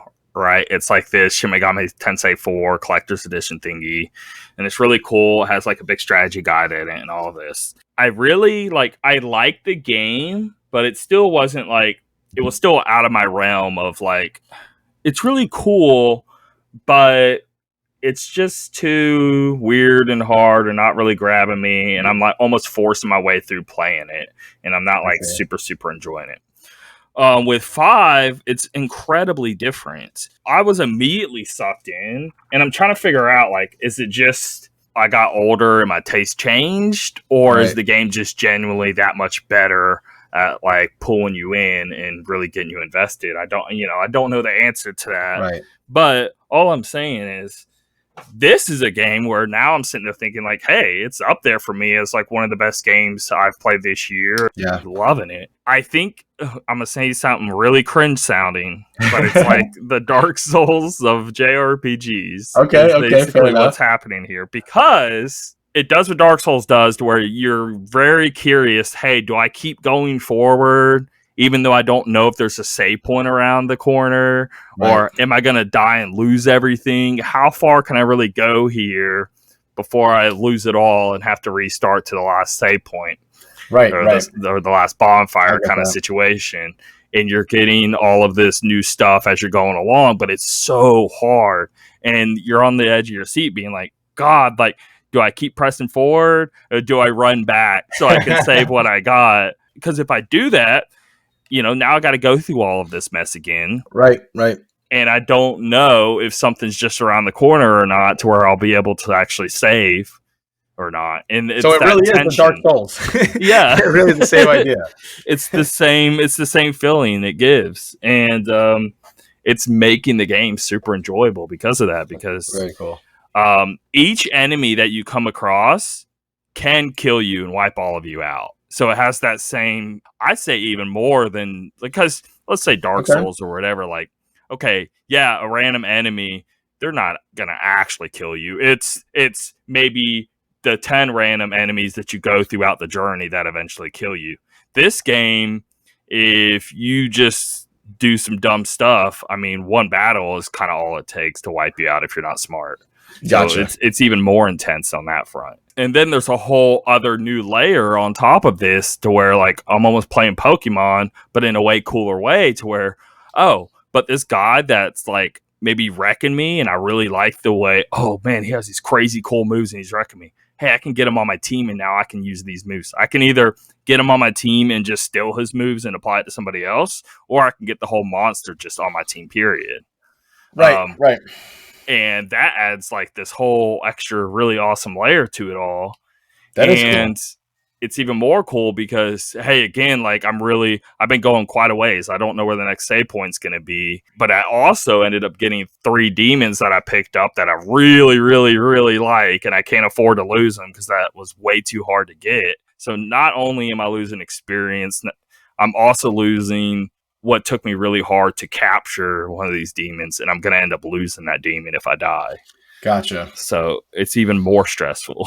It sounds like a fun game, though. It sounds like it's got a good gameplay loop. Yeah. And I'm so hooked. I'm so into it. And the setting, it does the same thing of a Dark Souls ordeal, to where it does not give you. It's not like a bunch of cutscenes and a bunch of talking and all that. there will be moments. Yeah, dang, it really is like Dark Souls. There will be moments where you'll talk to some NPC here or there, and there'll be some dialogue. It's natural, like, oh, hey, what are you doing here? We believe this. And it goes maybe a few sentences, and then it's just kind of over. And it does this situation to where, okay, you'll find one NPC. She has this like horde of demons kind of worshiping her. You think there's some really messed up stuff going on here. Right. You talk to her. You don't even get to talk to her. Somebody keeps blocking you off, and you can't get to talk to the main lady. I play maybe 2 or 3 hours completely other direction. Find this lady under a waterfall, and she's basically saying that, hey, this lady over here is basically converting all these demons to do her bidding, and she's controlling people, and I'm just trying to set them free, and I'm just trying to have them live their own life and not be under this woman's control. Can you go and fight this woman here for me, and then I'll reward you when you come back? Okay, cool. So I go, and I'm going to go wreck this lady, right? And it does look like what she's doing is bad. You have an option when you do allow you to go through and talk, because she gives you an item to let it happen. It's almost like some BS letter that she gives you to make it look legit, so you have the authority to talk to her. And then when you go to her, you can choose to just straight out fight her, but there's also option to talk to. And so I talked to her first. She has this very compelling counter argument that she gives you, and I'm like, dang, okay, wait. So I actually do think the original lady was bad and not her. I see. It's kind of cool. So I end up like, okay, yeah, I'm convinced by what you say. So I agree to go back to the original lady and go kill her instead. That's awesome. And I love that stuff like this is going on. Yeah, that's a cool little switch on the way it would normally go. So predictable, right? That's awesome. But it's doing cool stuff like this throughout the whole game, and it really has you thinking. And it's the quests are very clever and different. It seems like they're trying very hard to be just completely different from anything else. And it's very hardcore, and it's very much a game to where like you can't really like, hey, if someone's never really gotten to RPGs, in no way can you lay this game onto their lap and think they're going to enjoy it. They're going to be like turned off so immediately fast, because it's just very hard. There isn't much. It's not any other JRPG. There's a lot of cutscenes. There's a lot of talking. There's a lot of dialogue. There's dialogue here, but it's once every 3 or 4 hours, and it's just a few sentences of some situation going on. Right. Again, like Dark Souls does, where there's just, there's dialogue. Right. There's anything. Dig into it. Yeah. It's not like playing God of War where there's just constant like a story and talking and stuff. Right. It's not in your face like that. Okay, that's pretty cool. And it's crazy good at world building. And it's like, I'm in this desert, and I was worried that I was going to get tired of this desert aesthetic, which, one, I'm not. 2, they do mix it up anyway. There is definitely parts up in the desert that completely change, and it's sort of new environments and stuff. And it's not just some barren desert. So very cool. But all of the footage that if you look at the game at all you think is this all the game is you just walking in this really empty looking desert? Because from the outside looking in, anything I ever saw, it looked very empty and boring. It is not. It is filled with stuff. So it's not like that. I think they were purposely trying to not give anything away. Oh yeah, that's like when Breath of the Wild first was coming out. They didn't want to show anything, so it just looked empty. Yeah, exactly. So, and I would say I still think Breath of the Wild's a little maybe like, I don't want to say too much on the empty side. There's plenty of stuff to fill, but there are segments where you're going quite a ways. Yeah. And there's not really much. This game doesn't do that. There is stuff like a lot kind of filled throughout. So Yep. But yeah, I gotta praise that, and I'm really like, I want to be like, hey, please give this game a chance, but just be prepared that you are going into this Dark Souls sort of vibe here, where it's not going to be easy, and like if dying a bunch is going to frustrate you, then yeah. But probably not for you. We need to accept the death. Like that's what you learn through any game like this. Just don't be afraid. You're going to die. You're going to lose stuff. You're going to get upset, but you keep pressing forward because the reward is just so good in the end. Yeah, I agree. Yeah. It's always worth it, man. It's very much a game in that vein. Very cool. I would love for you to play it, but I don't really. Yeah. Anyway, I would love to too, but I'm just being realistic. I'm probably there's so much. There's so much in that. I can't. Yeah, that's it. That's what I've been playing. Cool. Here's some games coming out here soon. It's not much. Nothing I think crazy. The week after this is where it starts to pick up again. But there's a few golden gems here. So, Oddworld Soulstorm, that PS5 exclusive, it's now coming to Xbox. I didn't realize, but it was a timed exclusive for a year. Yeah. I tried it out a little bit. Didn't really get that far in it. I don't think I'm gonna get into it. I've never been into Oddworld. I've tried multiple times, and it's just Me neither. I don't know. Not my thing. November 29th that releases. I kind of see that being a Game Pass game only because it was a PlayStation Plus game. And yeah, that would make sense. I think they're gonna have a hard time people just wanting to buy that unless they give reason. Yeah, no, that would make sense. But yeah, Beyond the Still Sky, PlayStation 5, Xbox, Switch, November 30th. This looks really cool. I'm looking at it right now. Evil Genius 2, World Domination. The more I see this game, the more I really like it. But it does seem something you're going to have to put a lot of time into, and I can't commit right now. I'm trying very hard to finish all these really important titles. I know, before the year ends. This does look cool, but yeah, I agree with you. Yeah. Solar Ash. This feels like something you could squeeze in, and maybe it'd be a short game. It looks very like really great atmosphere, indie game sort of deal. PlayStation and PC, December 2nd. Like how it looks. Pretty cool looking. Almost deserty, but you think go to different planets or something. Yeah, some sci-fi kind of stuff going on. It's kind of cool. Yeah. And then 2 Danganronpa games coming to Switch December 3rd. Oh, so Decadence contains Danganronpa Trigger Happy Havoc, which is the first one, Danganronpa 2, and Danganronpa 3. Ooh, it would be nice to play these on Switch. I've been wanting to play these, and I've had them on my computer, but having them on Switch could be a little game changer here. Yeah, because they've been 1 and 2's been on it, but they were separate. But yeah, being able to get all 3, that would be cool. I have yet to play a single one of them. I've always wanted to. Yeah, it seems right up my alley of something I would like. So I just need to actually do it. Yeah, I'll have to add that to my wish list. And then we can go into our main topic. Yeah. Your top 5 and my top 5 PlayStation exclusives. I thought that'd be kind of cool to go into. Again, this is going to be... Don't kill me, please, anyone, because, of course, you can name 10 other ones. This is just the 5 that popped into my head. Favorite ones in my head. So. Okay, well, actually, before we even start, try to guess some of mine, and I try to guess some of yours. So I mean, Bloodborne is going to be a given. I'm going to go ahead and guess that one. Okay. I think one of yours will be Death Stranding. Okay, and it is. For sure. Yeah, I mean, yeah. Let's see. What else are you definitely gonna have? God of War. You're gonna have. Okay, I'll just the 2018 God of War. And then I think I don't know about anything else. I don't know.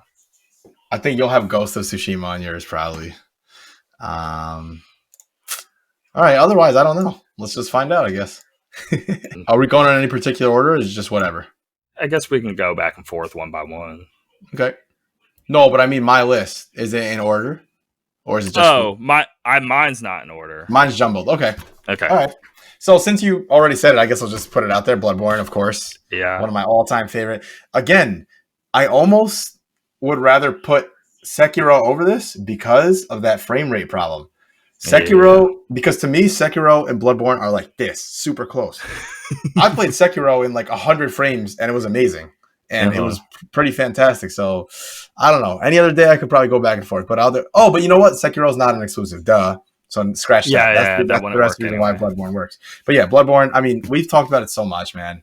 The game is incredible. Everyone wants an updated version. Just give us it. I mean, there's no other game to me that does like a setting as well. Man, that whole spooky, like gothic, or like Victorian, that whole thing is so cool. And then I can say one thing about Bloodborne I never said when I was playing it. Okay, so hold on. All right, I bought it 2017. It was like $10. I played it for a few hours. At that point in time, I was still like okay with 30. Yeah, I didn't want it. Right. Yeah, I could get better frame rate. And I was like big in my PC gaming at the time. Sure. I don't think I was doing 100 frames at that point, but I was definitely at least 60, if not 90, stuff like that.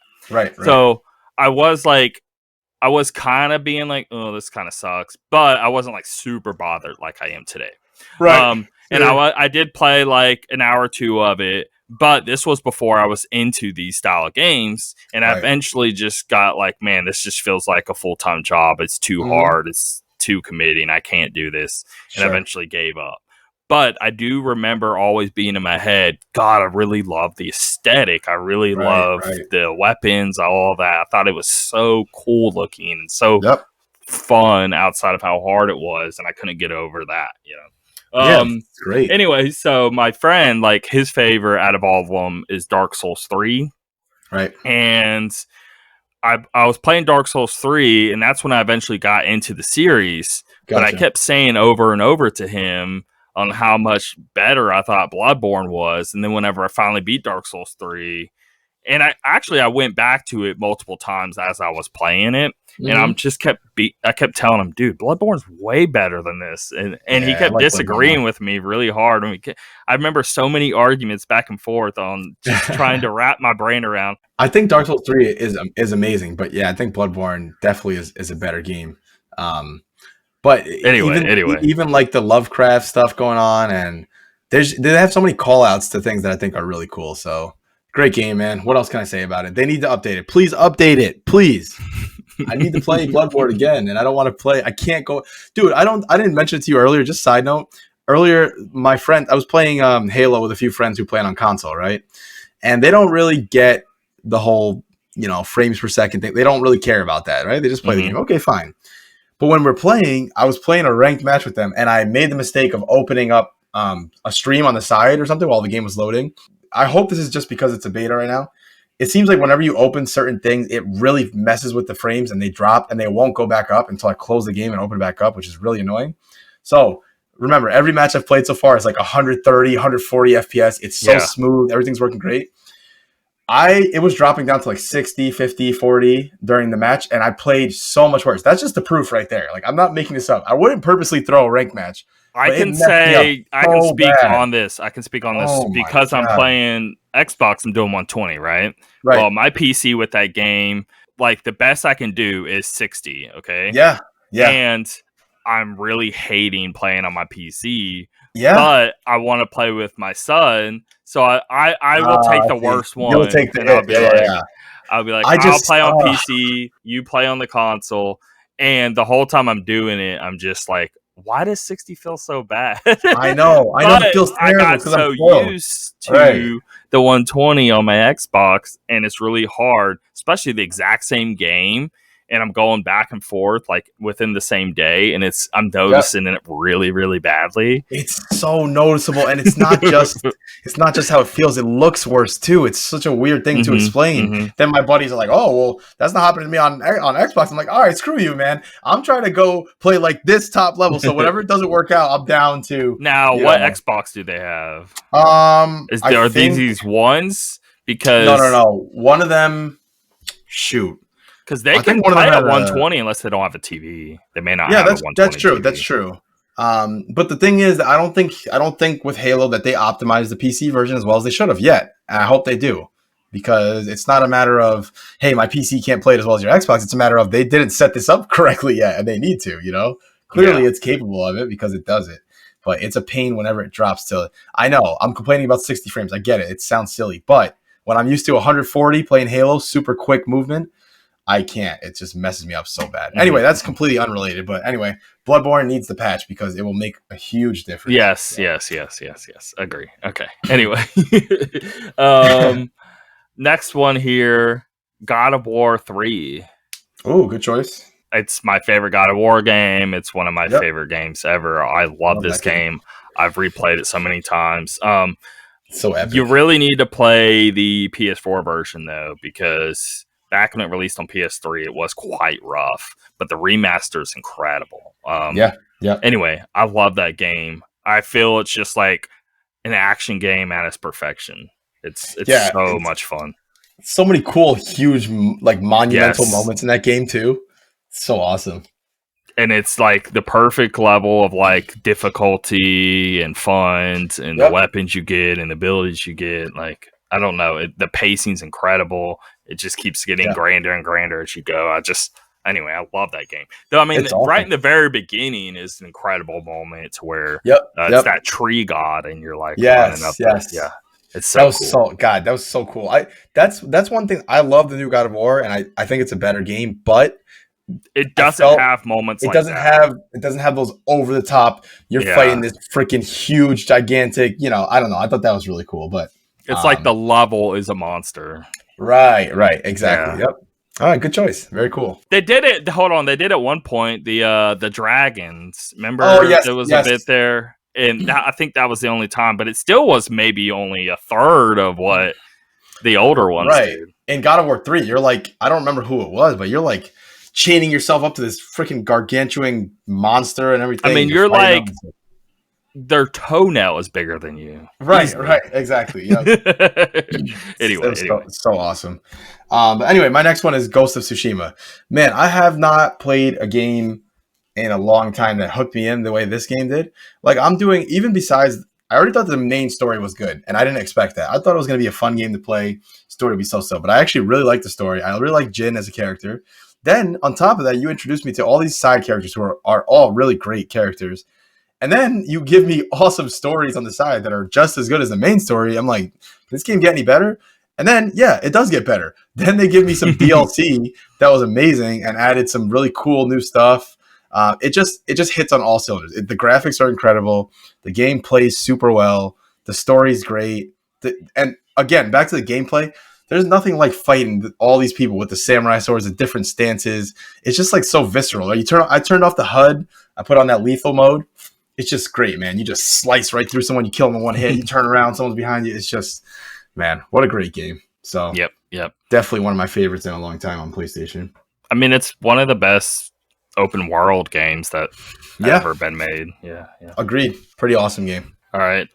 Next up for me, Persona 3. It's my favorite Persona game, and I'm dying for. They ported it to PSP, but they made a worse version of it. I heard that it was I heard it wasn't as good. But like Persona 4, okay, they fixed that, made it even better, did a golden version, also released it to PC. That's really cool. Persona 5 is really awesome as well. But I still keep going back to Persona 3 because like they improved the gameplay, they improved the pacing, stuff like that. When it comes to like as they release, they're getting better and better with game design and stuff, okay? But Persona 3 still has a huge leg up for me because it has the best story of them all. It has the best characters. Okay. It has the best, you literally have to kill yourself to spawn a demon to where in the others, Persona 5, you pull off a mask and then that's what causes them to come out. Or in Persona 4, God, I don't even remember what it is, but it is not killing yourself. And it's that blew my mind, especially That's crazy, PS2 days that they even got away with that of just being able to be like, this girl just it's in the very beginning. You just have this cutscene playing out, and this girl's putting a gun to her head, and she's questioning her back and forth, and she just blows her brains out. And then and you're like, okay, well, that was a weird cutscene. What is going on? And it's right when the game starts. And then as you play the game, you start realizing that, wait, why is everyone killing themselves? But they're not. They just have to kill themselves to get the persona to come out. But then they stay alive once it comes out or whatever, brings them back to life. Right, all right.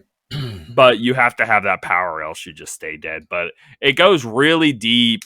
It's super, super mature, but that's just one example of it. It's really good at, wow, this is one of the most just mature video game story things that I've experienced. And still to this day, it still holds true. It's still leagues way more creepy and scary and weird and mature than even 4 and 5 do. So, well, that's the thing. I always, again, speaking as someone who hasn't played through these games yet, I will someday.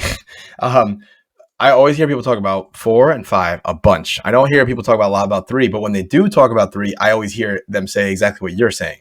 This one's even better in some ways than the more recent ones. And you need to go back and play this one. Kind of the way I talk about FF6 when everyone talks about 7. You know, similar idea. Yeah. So if I do get play those games sometime, I'll have to give that one a try because it does sound pretty awesome. Sounds like this is the only one that like 1 and 2 they've even put like as PlayStation classics on PS4 and stuff like that, and they've been giving them love. This is the only one they haven't done anything with outside of its original release, and it's really annoying because it's like still, in my opinion, the best one. And it figures just like with Bloodborne. Of course, that's the one that doesn't get the patch. You know, patch everything else, patch all the other ones. Yeah. But silly, don't pick my game. Anyway, all right, good choice. It's getting annoying, but yeah. So for my next one, I picked The Last of Us Part 2. I know that a lot of people would rather pick the first one, but personally, I don't feel that way, man. I don't get me wrong. I love The Last of Us 1, but I wasn't in love with it the way that everyone else was. I like the story a lot, but I did have some complaints about that game. Like the gameplay didn't feel really that great to me, and the situations where you were fighting enemies and stuff. It was cool for a little while, but then I feel like I didn't have many options. It was pretty repetitive and things. Again, still a great game, but I had some problems with it. So when Last of Us 2 came out, and then the game feels way better, first of all. Secondly, I don't know how you could even do this, but The Last of Us 1 to Last of Us 2, the graphics look noticeably better, which, again, I was like, this is crazy that they can even make this look this good.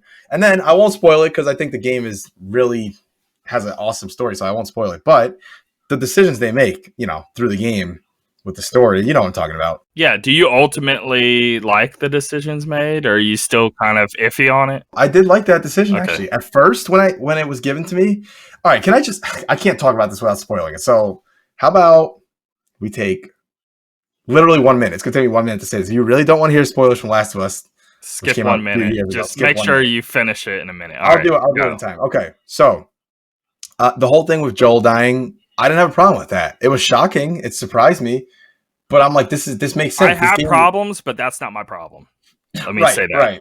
So Ellie, that's the first thing, right? It's more Ellie's story. Okay, fine. Now I played through the game. You get to the halfway point. It switches to Abby. Now, I also didn't have a problem with that because I like the whole idea of show me the other side. And I understand people say, well, they're purposely trying to make you hate this person and do this. I'm like, well, that's what stories do. I don't have an issue with that.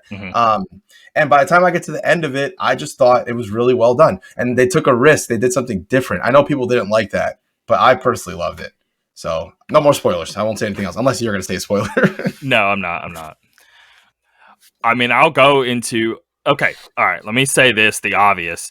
One, when that game came out, and still to this day, when you boot it up, I mean, it's hard to find something prettier.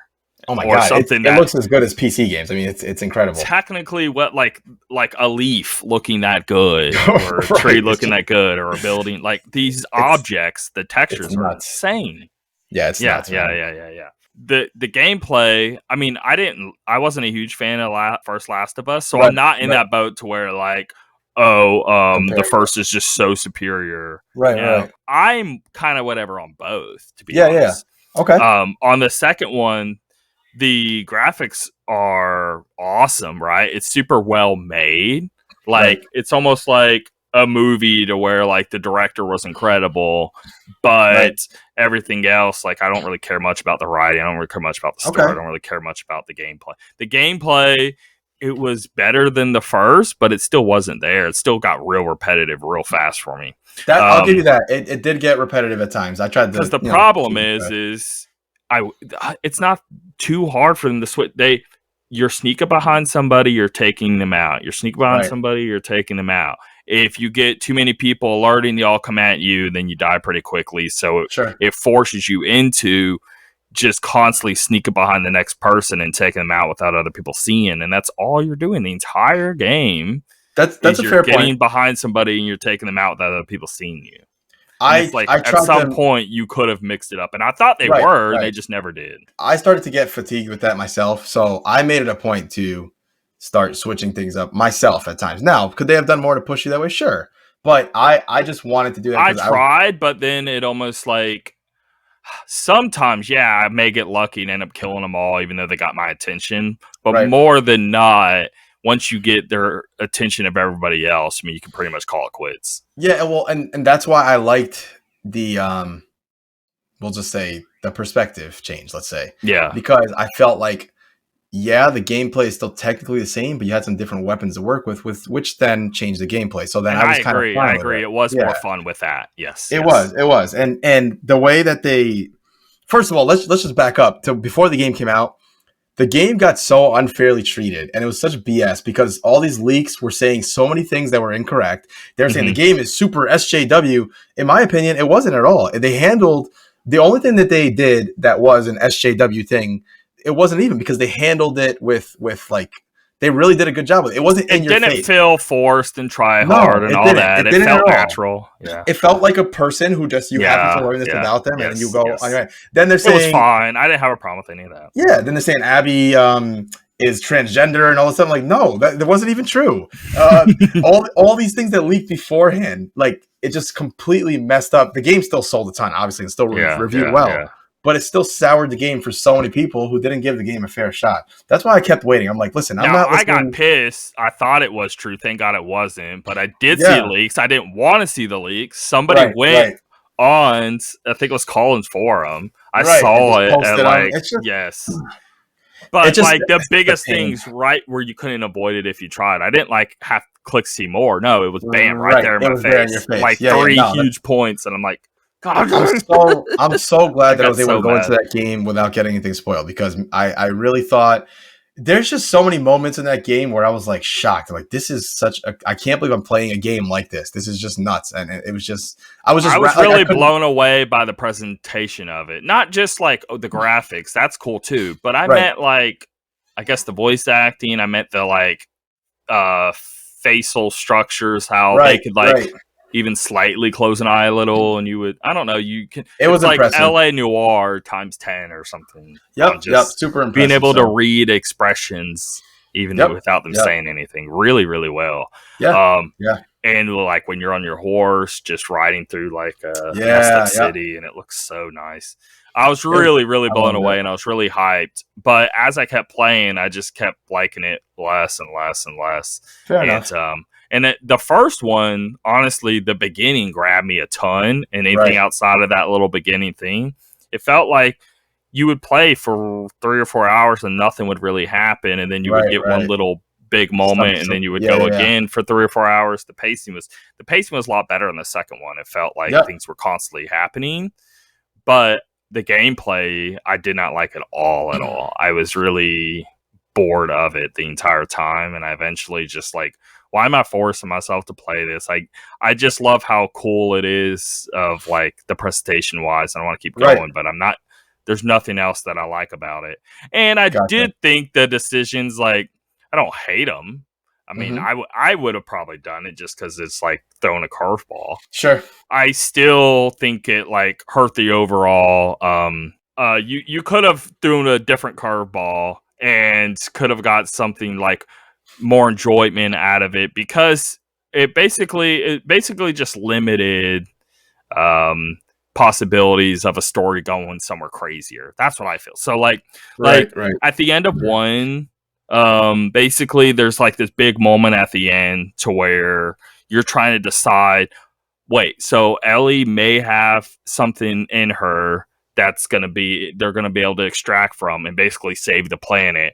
And they're about to walk down on this hospital place that's going to solve everything, right? And you're left with that like huge thing. And then they don't even play with that in the second one. They go into it in the very beginning for like half a second, and then don't play with the possibility of this being this ultimate savior. Even if things go wrong, even if things go good, they don't even play with the idea at all. They just play with the ideas of, I don't know, nothing really major kind of happens. It seems very bare bones outside of like, okay, the world's kind of sad and nothing really happens. Well, to be fair though, let's just say this. I'll try to handle this delicately. I think if things had gone differently in the first few hours of the game, we would have dove more into that, right? But because certain things happen, we kind of lose focus of that, and the focus is now on Ellie's mission, if you understand what I'm saying. Yeah. Like, she's so focused on this other thing that who cares about that? I don't care about that anymore. I care about just, But that's what I'm saying. I did care about that. And that's what a lot of people cared about that. Now that that's gone, now we don't care as much. I think that I get what you're saying. I just think that it made sense for the character to lose focus of that because of the events of the game. That's all I'm saying. Had things gone differently, I think it would have been a big focus. But I don't know, man. I liked how it's like they were purposely writing it to make it not as epic. And I think that also people who say, "Oh, I don't really agree with the perspective change and all that stuff," I think those people maybe you'd have no way of knowing how it would have went if it went the other way. You might have said, "Well, I don't like that we didn't get enough with this other character if they had done it differently," you know? Or you might say they should have. Some people say they should have put that first and then done it flipped. Like people will always have something that could have worked. I never liked the brother, and I didn't like him. I guess I liked him slightly more in the second, but he just seems kind of like whatever. Yeah, he's just there. It kind of feels like, okay, a character that would be in Days Gone or something. Right. And he's just kind of there, and there's not like too much depth to him. But we're gonna spend time with this character a lot, or it just felt more boring of a story than I feel it could have been if they wouldn't have done X, Y, and Z. I get they are purposely trying to make it more sad and try to hit you more and do the unexpected. Right. But the unexpected just ended up not being as interesting. Right. No, that makes sense. Anyway, that was one of my favorites. So I've just always wanted to talk on that because I've never gotten to really go. Yeah. We'll have to revisit that sometime. I'm sure we could talk a lot more about it. So yeah, Death Stranding. Of course, you've guessed it. It's amazing. I hate myself. So I just got the director's cut like 2 nights ago. I see it every day. I keep trying to like, no, don't. I got things to play. And then I started up. I'm questioning, do I start a new game? Do I go where I left off? And I was like, I wanted to give it more time. I mean, I just beat it like a year ago, right? I don't know when this game came out. I can't remember. Was it 2020? I don't know. Was it 2019 or 20? I think it was 2019, wasn't it? I don't know. Either way, I still don't feel enough time has went on, but I can't help myself. I started it up. I played like an hour and a half, like last night. Came out about 2 years ago. Okay, cool. And I'm just hoping that like I forgot enough because I can't help myself and I just badly want to play it. Yeah. I'm playing it. Yes, the PS5 upgrade is huge. It looks so freaking good. Anyway, and it's still just like, I feel I could be like 80 years old playing it for like the 60th time, and I'd still be getting all giddy about it and just loving it still. It's just, It's so good. Every moment, it's like every frame, I'm just like jaw drop to the floor of just its beauty, how it presented everything, and it's an amazing game, love too much about it, and I can't avoid not playing it. I feel obsessed with it. There's only so much I can say about it, obviously, because it's so story heavy. But man, the game is something special. That's for sure. Definitely worth playing. Everyone needs to get the beginning. I forgot how strong it was. Like, okay, you get in the vehicle, and the dude has like the BB with the monitor thing, and then the truck gets flipped over, and the things like grab him, pull him up in the sky, and the dude explodes. And it's like I think you could forget people's perception of it, like watching gameplay. I think if it'd be better if someone didn't know anything and they just played the first hour. Yep. It would get them hooked. It has a incredibly strong beginning. It does. Yeah. No, good choice. That's a great game, man. Love that one. So I'll throw a little curveball in here. So this one is The Last Guardian, which I know a lot of people are very down on, but not me. I still never even played it outside of a demo. Man. I love this game so much. Like, first of all, the game, it was in development hell for like 10 years or something. So it was supposed to come out on PS3. It came to PS4 eventually. But the game already, it's super beautiful. It's not beautiful in the way that we're talking about like Last of Us, like realistic graphics. It's not beautiful like Nier. Or like Breath of the Wild or something. You can see the feathers on this creature. It's just crazy. And then the thing I like about it is it's just a story about this boy and his pet that he finds. And it just goes from there. There's no dialogue, at least not in English. And the more and more you play, you go through so much with this. He's called Trico. He's like a bird dog kind of thing. I don't know what the hell he is.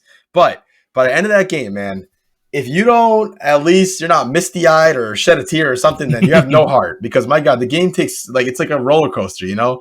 And people would complain like Trico doesn't listen to me. He's like erratic. I'm like, well, I like that. I think that's great. The point? Exactly. That's exactly the point. As you play the game more, he starts to listen more. He's erratic. He's a wild animal, you know. And the way they did the game, I loved it. Like I finished that game, I was like, that was so nice. I love this game so much. It was like a, I don't know, 10-hour game, not that long. But I totally think it's worth playing. I need to play it. Game. I still never played it. Yeah, it's one of my favorites. And like I love Shadow of the Colossus too, obviously made by the same people, but I like Last Guardian more only because of the bond between the kid and the creature, man. It's just so cool. So nice. Definitely worth playing. I'm right about that, right? It is on PS4, right? Yeah, it is. It is. Is it only on PS4 though? I assume it's PS3 and PS4. Gotcha. They should bring that to PC, man. I'll play it again. Yeah. No, it's not on PC. I know that. But I'm just like looking at images now. Like, man, they did an amazing job at making the image of Trico. Like, he looks so, I don't know. It's just kind of crazy looking. It's like super detailed. I'm pretty sure it was a demo. I don't know. I played it. I think I played a demo of it. It looks like there's some way to play it on PC. I see some website where it's like installation instructions for Last Guardian version for PC, and then it has a bunch. It's got to be emulator. Yeah. Anyway, but that's not a bad idea because there is a PS3 emulator that's quite good now. There you go. It's a small selection of games, but maybe that's one of them. Anyway. Yeah. Totally worth playing in my opinion. So actually, dang, maybe I should just well, I don't want to play that now. Let me finish what I'm doing. When you do play it, I'm gonna play it. It's something else. You'll really enjoy it. Breath of Fire 4 is my last one here. Ooh, nice. And that is my favorite in the series. It's Dave would like that one series. Yeah. He was saying he likes 2 more, and 2's my second favorite. I really like it a lot, and it's really hard to still decide because Breath of Fire 2 is like almost the perfect Super Nintendo game. It's when like all of these games were at like that prime JRPG, like a Super Nintendo era, and Breath of Fire 2 was like definitely could have been the best one of them all. I don't know. That's a hard topic, but anyway, Breath of Fire 4 I do think is a lot better game. I just think that like I think nostalgia has a lot to do with of course, yeah. Like it's hard. I don't know. Well, I don't want to say that. I mean, it's a great game anyway. But Breath of Fire 4, I feel just has a little better pacing, a little better mechanics, because obviously, they get better over time sort of situation. Right, of course. And it's Capcom, and there's not, I mean, this may be the only is this the only Capcom JRPGs? Are there any other Capcom JRPGs? I mean, you know what? That's a good question. I don't Breath of Fire is like their only one. I think that like the graphics of it looks so cool. Some cell shading going on. The art style is incredibly like striking, and the battle system does a lot of unique things with it. It's super fast paced. You start feeling really, really, really OP as you keep going, but the enemies go right there along with you on getting super strong too. But it never feels like, a lot of RPGs have this thing to where you're playing for a long time and it just feels so like slow of like build up. Right. Think of when you played Metroid Dread, how you were constantly getting something you felt like, oh my God, this is way too strong. I can't believe I got this so early. Right. Breath of Fire is really good at doing that. Okay. Which I really very like. Cool. And the story, like the best part, I mean, the core reason why I like it is just the story. I mean, I think it's one of like the best stories in a JRPG. But okay.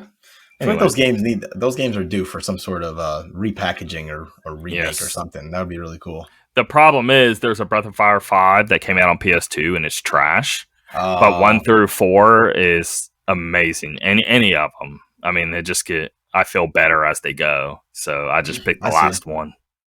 Okay. That's that. All right. Very cool. And for me, obviously, very obvious, God of War, the last one I chose. I've always liked God of War, but I didn't play them all as they came out. Like I didn't follow them that much. But when I did play 1, 2, and 3, I did like them. I didn't hate. Like I feel like the narrative changed, right? Like everyone loved God of War. Then when God of War, the new one came out, everyone's like, "Oh, I absolutely hated those old ones. This one's so much better." Like I feel like I heard that so much. Right. Like it's okay to like both of them. I like the old God of Wars and I like this new one. I mean, I don't think 1 and 2 like aged well. They didn't. And if they didn't do the PS4 remaster, I don't think 3 would have either, because the frame rate was really bad on the original. But yeah, and the other thing is people didn't like Kratos as a character, but at the same time, I understand why he was such a jerk, because he literally had everything taken away from him pretty much. Yeah, but it's just gameplay. Yeah. There's not even much story anyway. Right, there's not that much going on. But that's why I like this game so much, because they did change that. I love the whole father-son thing. There's a scene, and this is not a spoiler. I mean, they're literally just walking. But there's a scene towards the end of at the end of the game, they're walking down a mountain together and the credits start rolling. I was like, this is just perfect. Like, this whole moment right here, I love so much, because it kind of like, it encompasses everything they went through together, with, learning more about his son and himself and the bond they had. I just thought they did that so well. It doesn't hurt that the game was so much fun to play too, obviously. But yeah, man, I absolutely love this game. Can't wait for the next one. I always feel bad not putting that in any of like my list, and other people are, because I loved it. I don't know why I'm not, but I think such an obvious pick. No, I think the weirdness factor. I think I'm really into like, okay, again, No More Heroes 3. I'm still working my way through that, and it just keeps getting weirder and weirder. But those things, and like Death Stranding, Persona 3 killing yourself, and like Breath of Fire 4, it's a very, very, very like super weird, artsy Japanese game. It feels way outside of the realm of anything else. Sure. And like again, Metal Gear's in that same plethora too. All these games, I really love when something just hits me with, I have no idea what's going on. I have no idea what I'm looking at, but awesome. I love it. Yeah.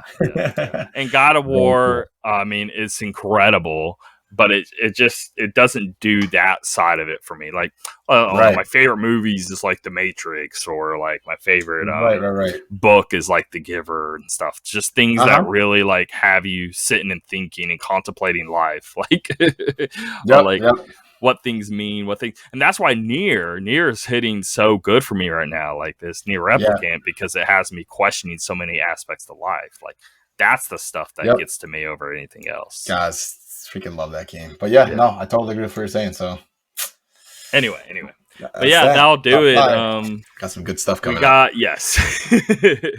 We got 2 guests coming, both in very different realms, and both really exciting.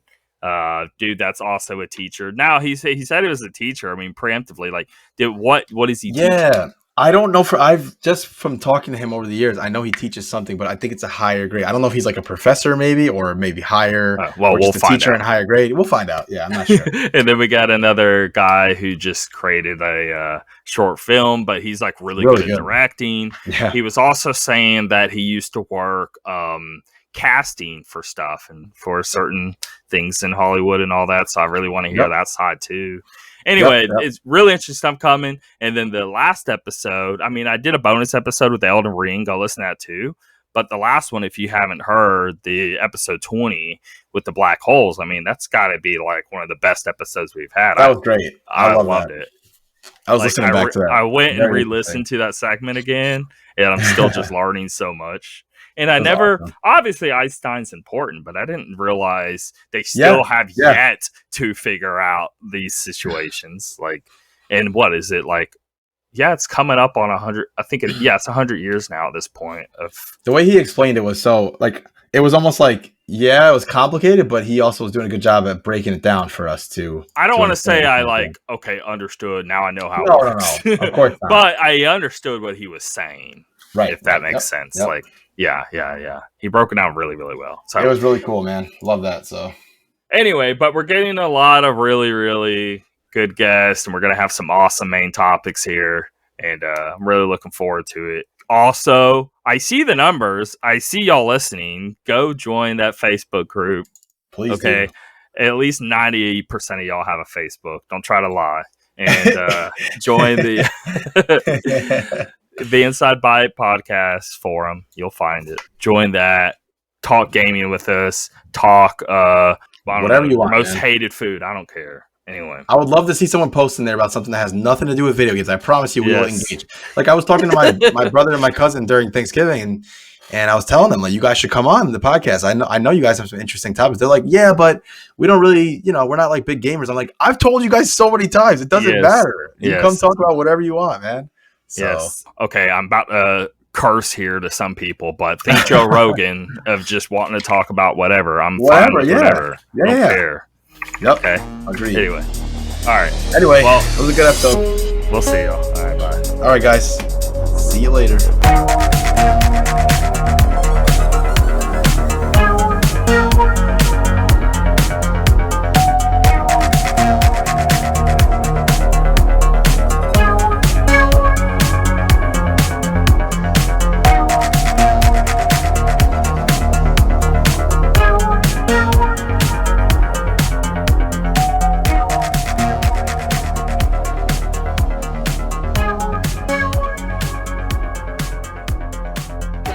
Nailed it. Leon!